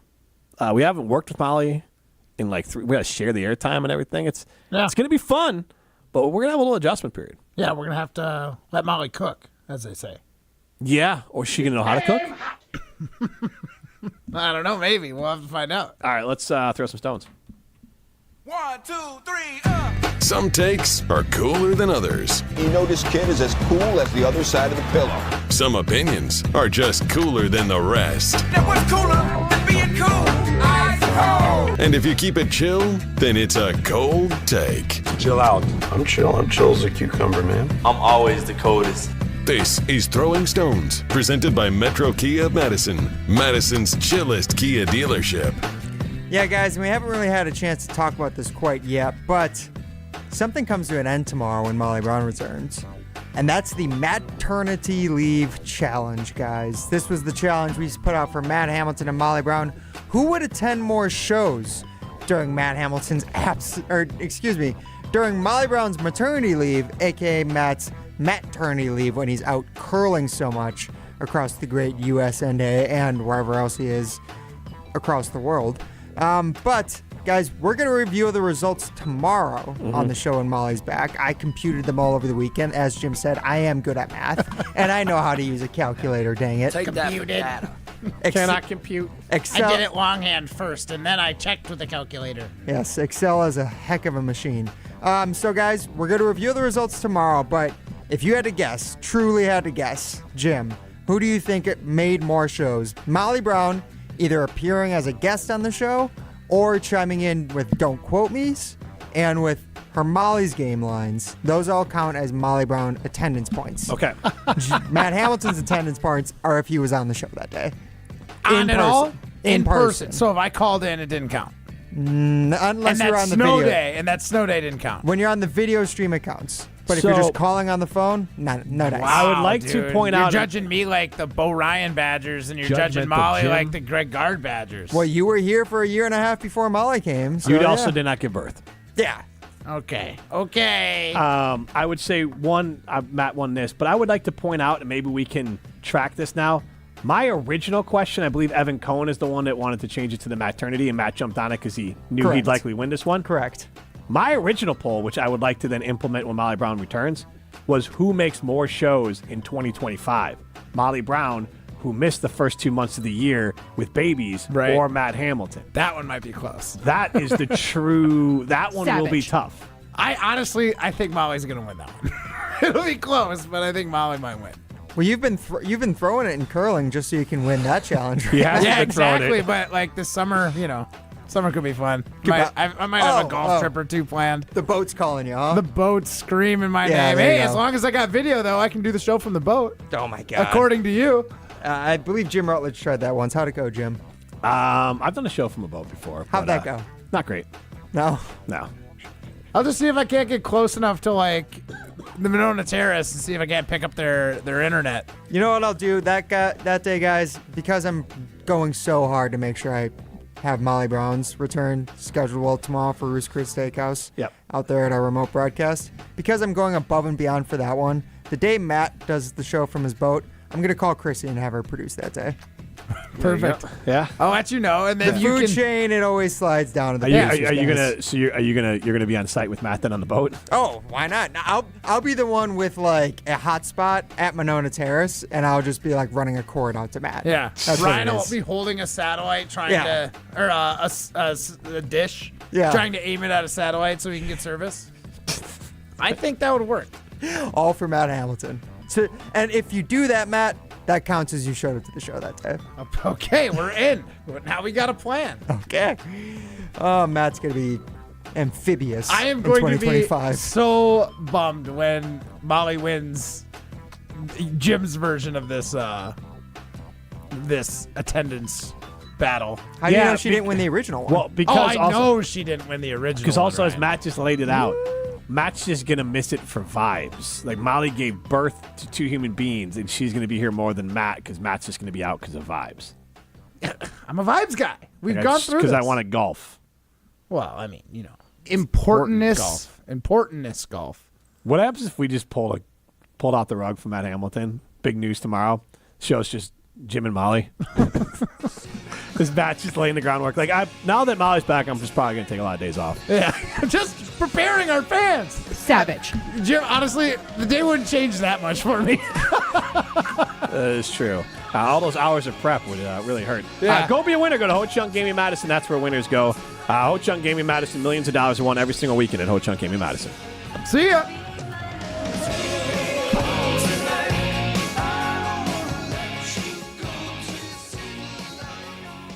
James Imaging Systems, a 100%